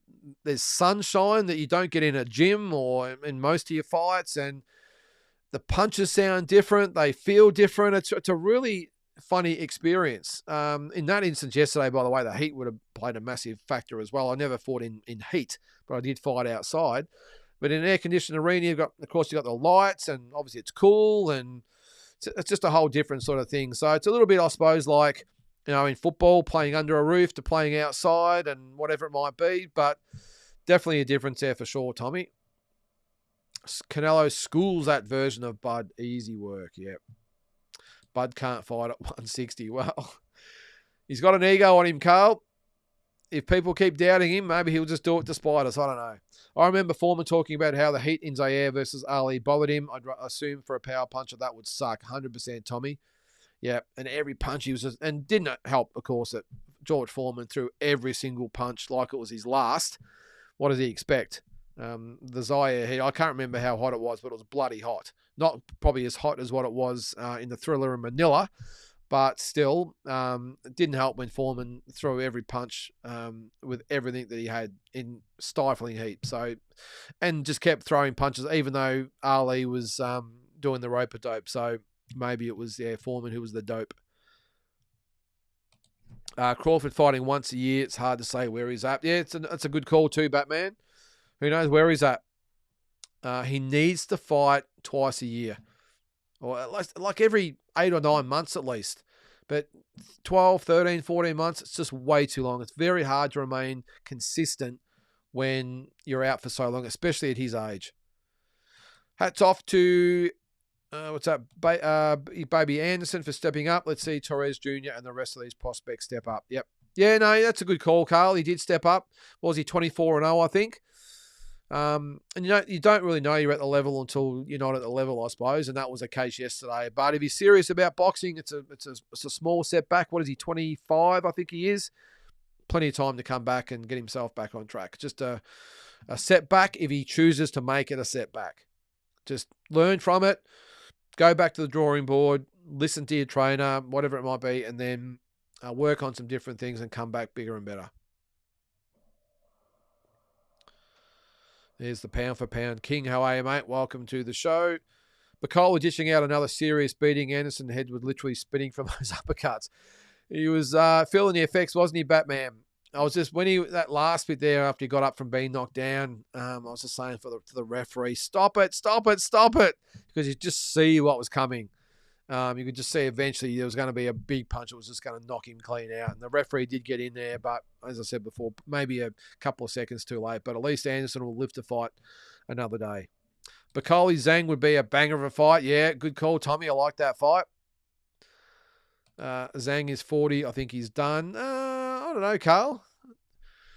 I certainly don't think... Look, Wilder made him look pretty good. I think the real Zhang is the one we saw against Parker, if I'm being honest. I don't think he's a real serious player at heavyweight, but I think he's definitely entertaining and he brings, the X factor, I suppose, to the sport or the division.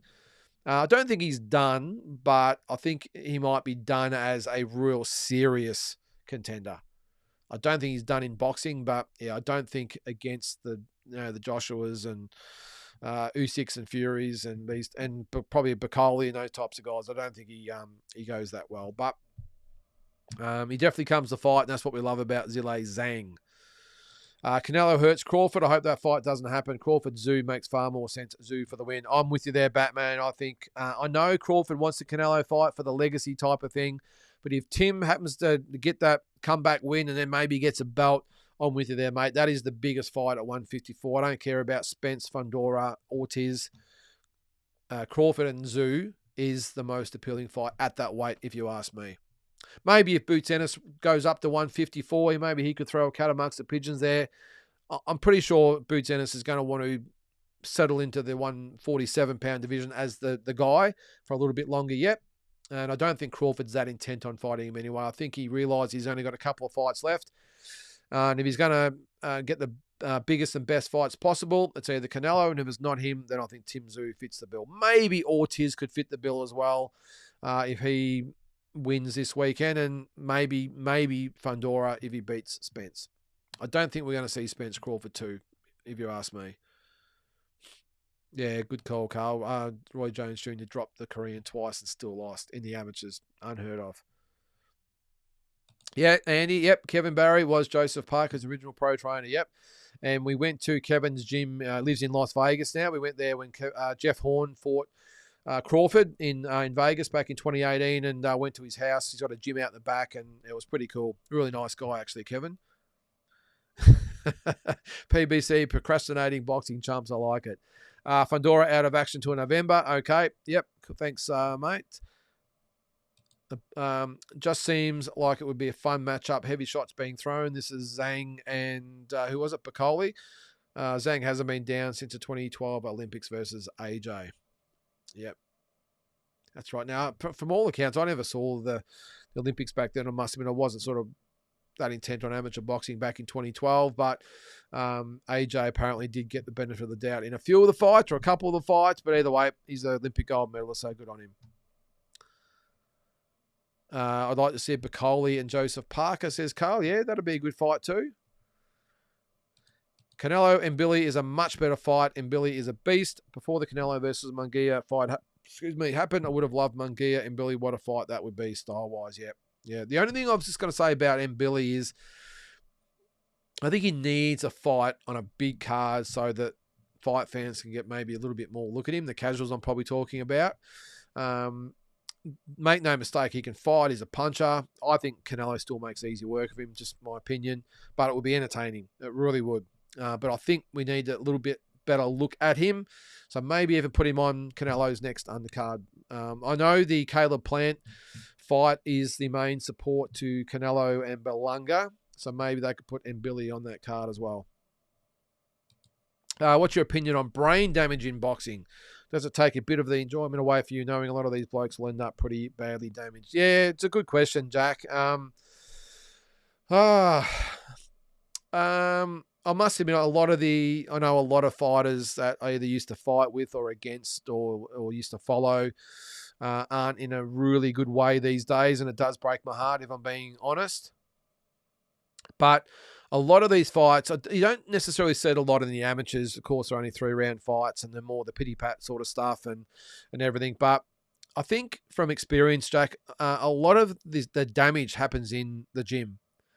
Especially when you look back in the old, we'll call them the old days. I'm talking 20, 30, 40 years ago. Is that the old days? I suppose I'm old now, so it does mean that. But they used to spar, in camp. They're sparring 10 rounds a day and really getting knocked around. And I think it gets wrongly attributed to the fights themselves. I know obviously damage does happen in fights and they might get knocked out, whatever it might be.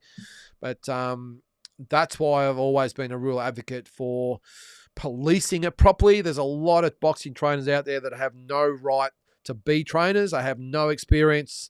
They might be taught on online courses or whatever it might be, or just not even do a course. They just might open a gym, get accreditation, and now I'm a trainer. I think there needs to be more done with that. I think we're getting smarter as we go. We're seeing it in all other sports out there at the moment. There's a lot of emphasis on the brain damage now. So, yeah, it breaks my heart to see fighters from my day the way they are, but I'm pretty confident going forward that there is being more and more done about it. Hopefully to the extent where there's more emphasis on. I know they check them pretty well before these big fights with the scans and all that sort of stuff, but maybe they just need to police who gets these trainer certificates, and some of the promoters, some of the fighters, the fights they're putting on as well leave a lot to be desired. There's a lot of factors involved, Jack, but it does concern me. Wouldn't say it takes the enjoyment away, but yeah, it is disappointing, and as I said, it does break my heart when I see people that I know well that drool and really struggle to keep the concentration and lose track of where they're going. So, as I said, mate, let's just hope going forward that, like they are doing in football and everything else, that they get the handle on it a little bit better. Because still at the moment, I still think it's a bit of a free-for-all out there, to be honest, if I'm going to tell it the way it is. I just think, there's too many unqualified guys in the gyms. Going from what happened, they used to do 50 and 60 years ago, and that's just not the way it should be done these days. But anyway, I'm waffling on. What is Carl? I thought Billy looked average against Rowan Murdoch until he didn't. Yeah, he exploded in that fight, didn't he, Carl? I thought Rowan actually did really well in that fight, if I'm being honest. Just got caught a little bit, got stopped in the end, but I thought Billy, look, he did what he had to do, but I'm with you. I thought Rowan actually did quite well in that fight, Carl. But again, I'd still like to see him fight Canelo. I think it'd be a ripper. Turkey has already confirmed talks between Crawford and Canelo are underway. Yeah, he did say that, mate, but I'm still to be convinced. I've got a feeling, mate. And look, you got to remember this Turkey Al Sheikh is probably he gets his way no matter what. Probably has his whole life, and he's probably said, "Well, I want Crawford Canelo, so it's going to happen." Not so easy, in my opinion. I think Crawford obviously wants to fight. Canelo might say, "Well, I don't really care who you are and what you're offering. I can get." He's made hundreds of millions of dollars in his career. Is an extra $5 or $10 million really going to make that big a difference to someone like Canelo? I think Canelo, and he runs his own race, and I don't think Canelo would listen to even Turkey Al Sheikh if he's banging his fist on the table about making that fight. Canelo's earned the right to be his own man, so maybe they picked up the phone and had a conversation with Canelo's manager at some point. But yeah, I'm to be convinced there, mate. I think Canelo has made his opinions noted, and if he doesn't want to fight Crawford, I don't think it matters what Turkey Al Sheikh offers him. He just still won't fight. Yanamek going to super middleweight because you can't make middleweight. I said as soon as Bivol rematch fell through, that Canelo's best bet was to defend the super middleweight belt and challenge light heavyweight belt before he retires, if win or next win. Yeah. I don't think he's going back to light heavyweight, Andy. Canelo, I think he's learned his lesson from that. Canelo has said no to Crawford twice. He don't want the fight. I don't blame him, Carl. I don't blame him, especially after yesterday. I think he's got every right to say, you want me to fight this guy? He looked like that at 154. No win situation for Canelo. He cops enough heat. Stay away from Crawford.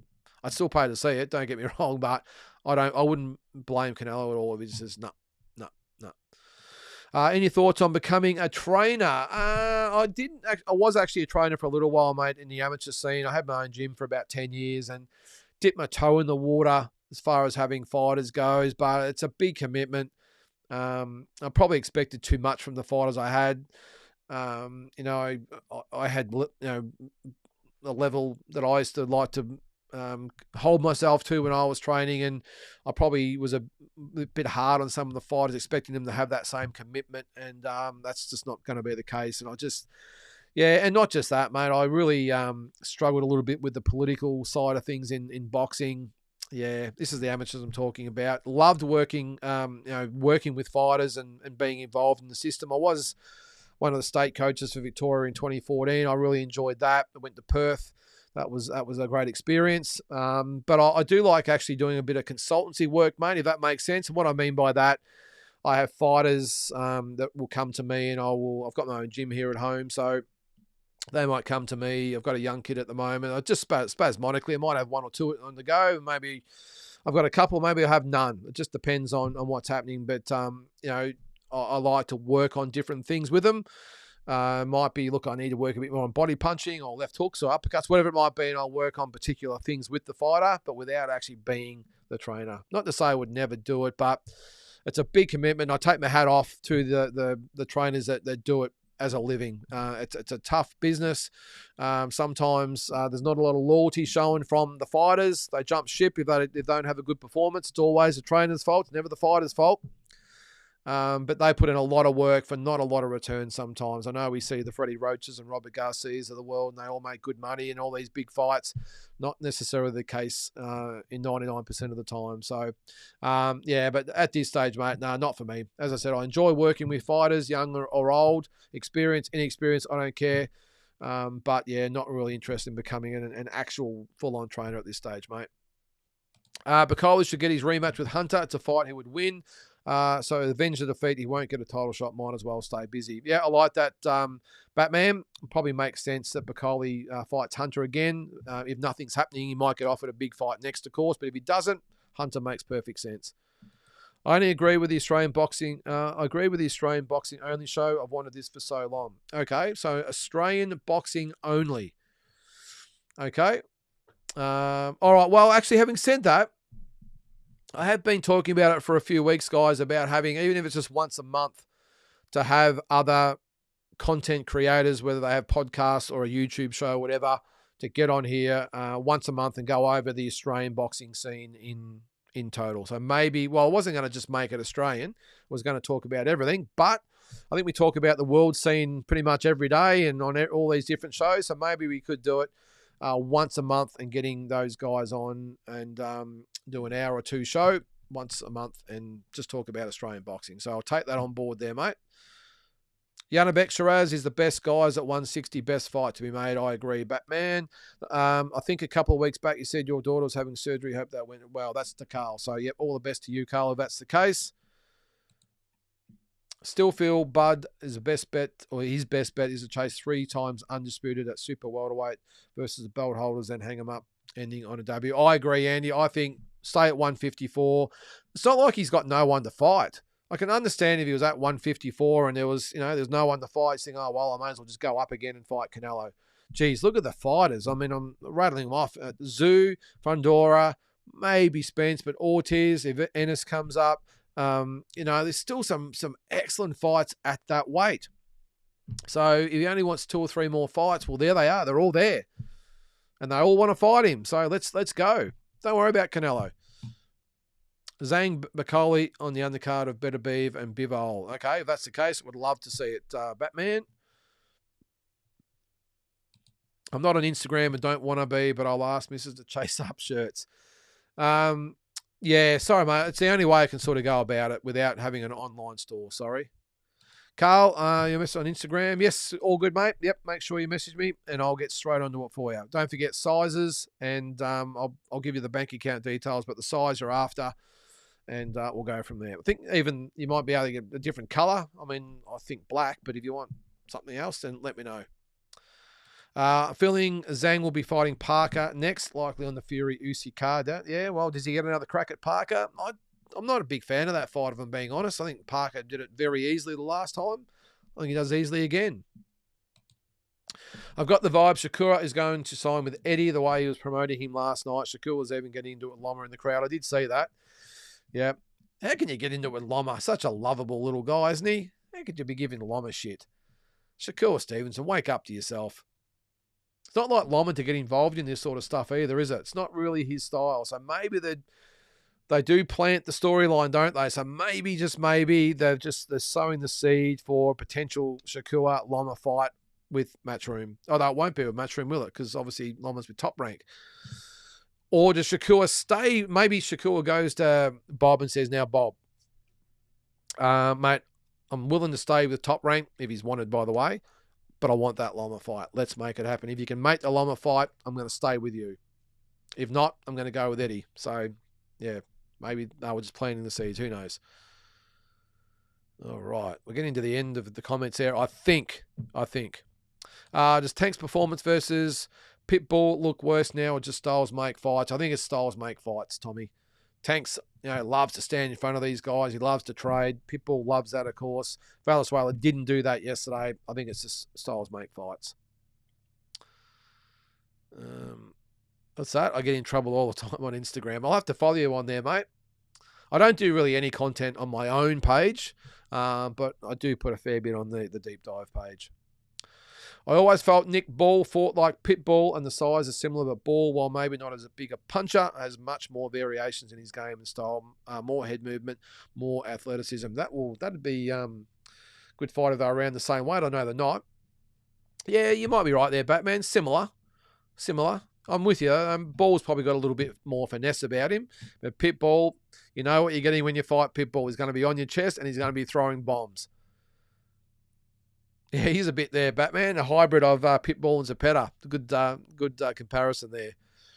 All right. Still have no idea how Ali was able to take those shots on the ropes from Foreman and not crumble. Crazy level of resistance from Ali. The greatest. Watched Grant's Luke Jackson podcast. No Limit paid Jacko peanuts. If No Limit are not paying their Warriors, maybe we stop paying them. Nikita and Tim can't make a show on their own. I did see that, Bill, and yeah. I think he only fought a couple of 6-rounders, though, didn't he, with No Limit? So maybe, look, in that instance, maybe I didn't see the whole lot of the podcast, Bill. Just an hour or so is just too much for my attention span.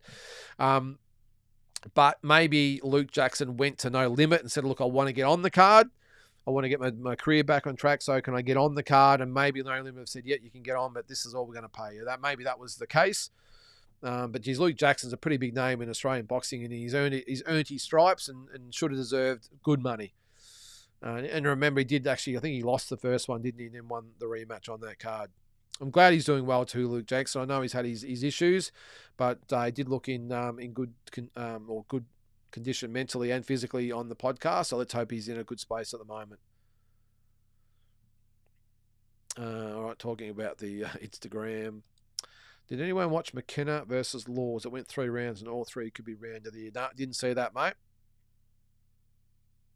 I think we're getting to the end of the comments here, aren't we? I think we've still got about 10 minutes. Geez, that's been a quick hour and 50. All right, we'll keep going through there. Where are we? There we go. I think we're almost there. And Billy is a weapon, but I'd like to see him face A-level opponents. Well, he hasn't really yet, has he, Batman? I'll go back a couple of comments here. I think I've scrolled too far. But yeah, and Billy gave Rowan whiplash. That was brutal in the end. Tough tooth, a man, Rowan, taking what he did before he was stopped. He is a tough guy, Rowan Murdoch. Geez. He still wanted to go on with it, didn't he?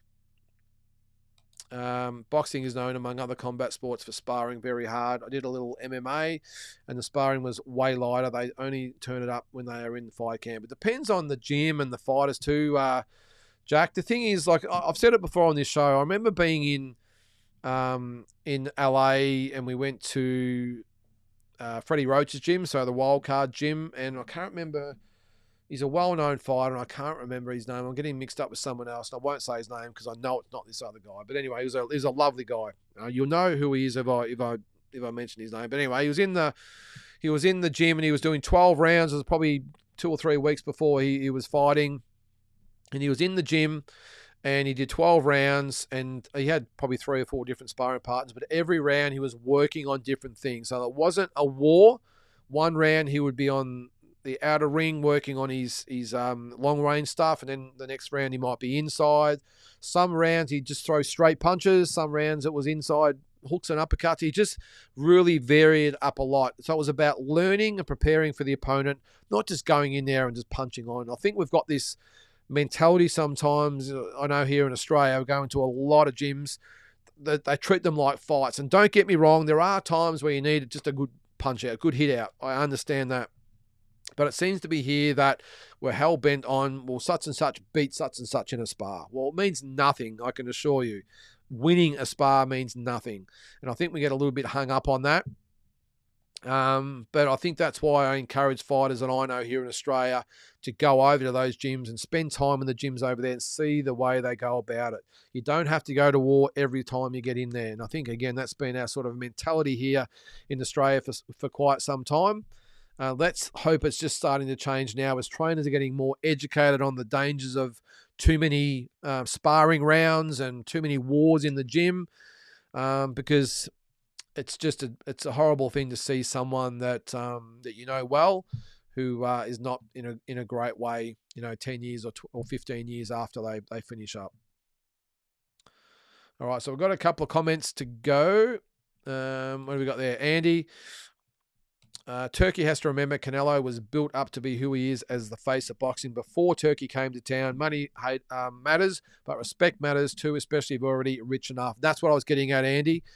Canelo's not the type of guy that's going to go, oh my God, Turkey Al Sheikh wants me to fight on his card. All he would be saying, what do you got to offer? Let me hear it. And Canelo's going to say yes or no. And as I said before, he's not going to say, well, because a lot of these other fighters, Turkey say, well, I'm going to offer you an extra $5 million. And those fighters, oh, wow, an extra $5 million. Are you kidding me? Canelo's probably worth $500 million. He's probably worth 400 or 500 million. An extra 5, even 10, does it really matter to someone like Canelo? He probably make that in interest in a year or so. So it doesn't really matter to someone like him. So, and Canelo, I don't think, probably like a Canelo and these types of guys, they're their own, Canelo, like Mayweather I'm talking about, they're their own guys. They don't need Turkey. Someone like Turkey Al Sheikh. Turkey Al Sheikh needs them. So, yeah, I'm with you there, Andy. Money matters to a lot of people, but I don't think it would be a factor at all for someone like Canelo Alvarez. Canelo Belunga will flop. Well, I got my ticket the other day, Andy. Carl. And there was a lot of seats gone. A lot of seats. I got on the first day, and there was, I reckon, half the arena was gone by the time I got on the first day. Not cheap. I don't know whether a lot of the seats around the ring you just can't buy anyway. It's more the upper sort of rim. But, yeah, there was a lot of tickets gone, mate, especially up the top and middle rims of the T-Mobile Arena. So you never know. I'm just happy there's a fight, mate. As I've said a few times, I might have been going for nothing, but I'm glad that Canelo's going to be there. And look, Canelo versus anyone is still a big event, so I'm really looking forward to going. Turkey has said he does like Martin and his fighting style. Bacoli versus White. Dillian White. Okay, yeah, that might have some appeal.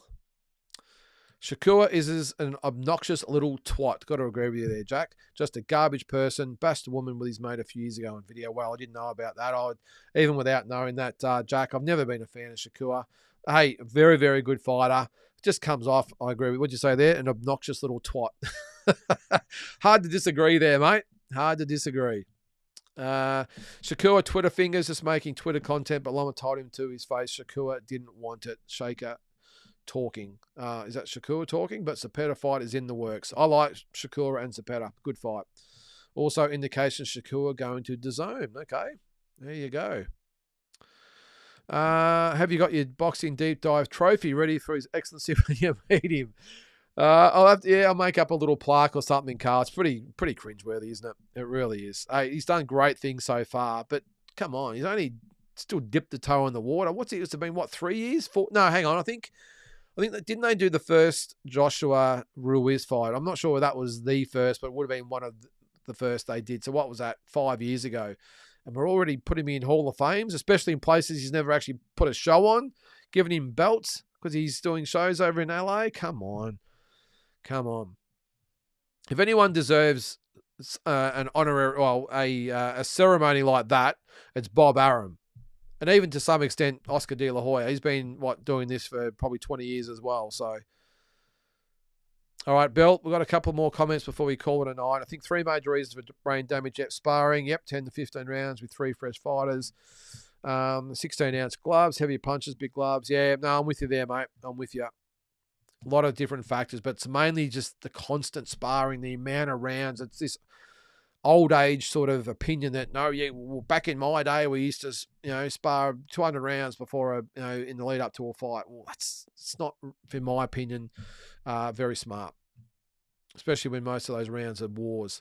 Shakur Zapata is quality, defensive boxer versus aggressive pressure fighter. Bring volume punches, should sell well to varied audience. I agree, Andy. A really good fight.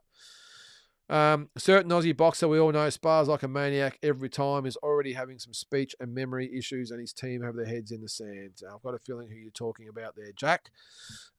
He wouldn't be the only one though, I think, mate. WBC will get on the knees for a couple of extra million. They certainly will, no doubt about that. That Mayweather doghouse heavy sparring is just unnecessary damage for what? Bragging rights, just plain silly. I'm with you there, Andy, and I remember seeing that a couple of times online, and it really surprised me that someone like Floyd Mayweather would be encouraging it. I understand the doghouse concept. I understand it, and it makes good sense to a certain point. But to encourage that, your fighters, and I've seen fighters actually get hurt or dropped, and they encourage them to go for the kill. Living back in the dark ages, those guys, Andy, and probably what they do need is maybe someone from the combat board to go in there and say to them, all right, this is the way you're treating your fighters, and we're gonna have some issues. I'm not sure what the combat boards do over there, where they have that authority. I know here in Australia it's a little bit different, but yeah, I don't like it, especially from such experienced campaigners in the Mayweathers. We got there. Bacoli folds White in half. Still be a decent fight while it lasts. Yep, I agree. Batman. Boring fighters like Shakur should have to keep fighting until someone goes to sleep. That's not in the audience. He does do that. He's not the most exciting fighter, is he? Now, imagine Shakur fighting someone like Devin Haney. Oh my God, geez. Would there be a punch thrown or landed? Wow.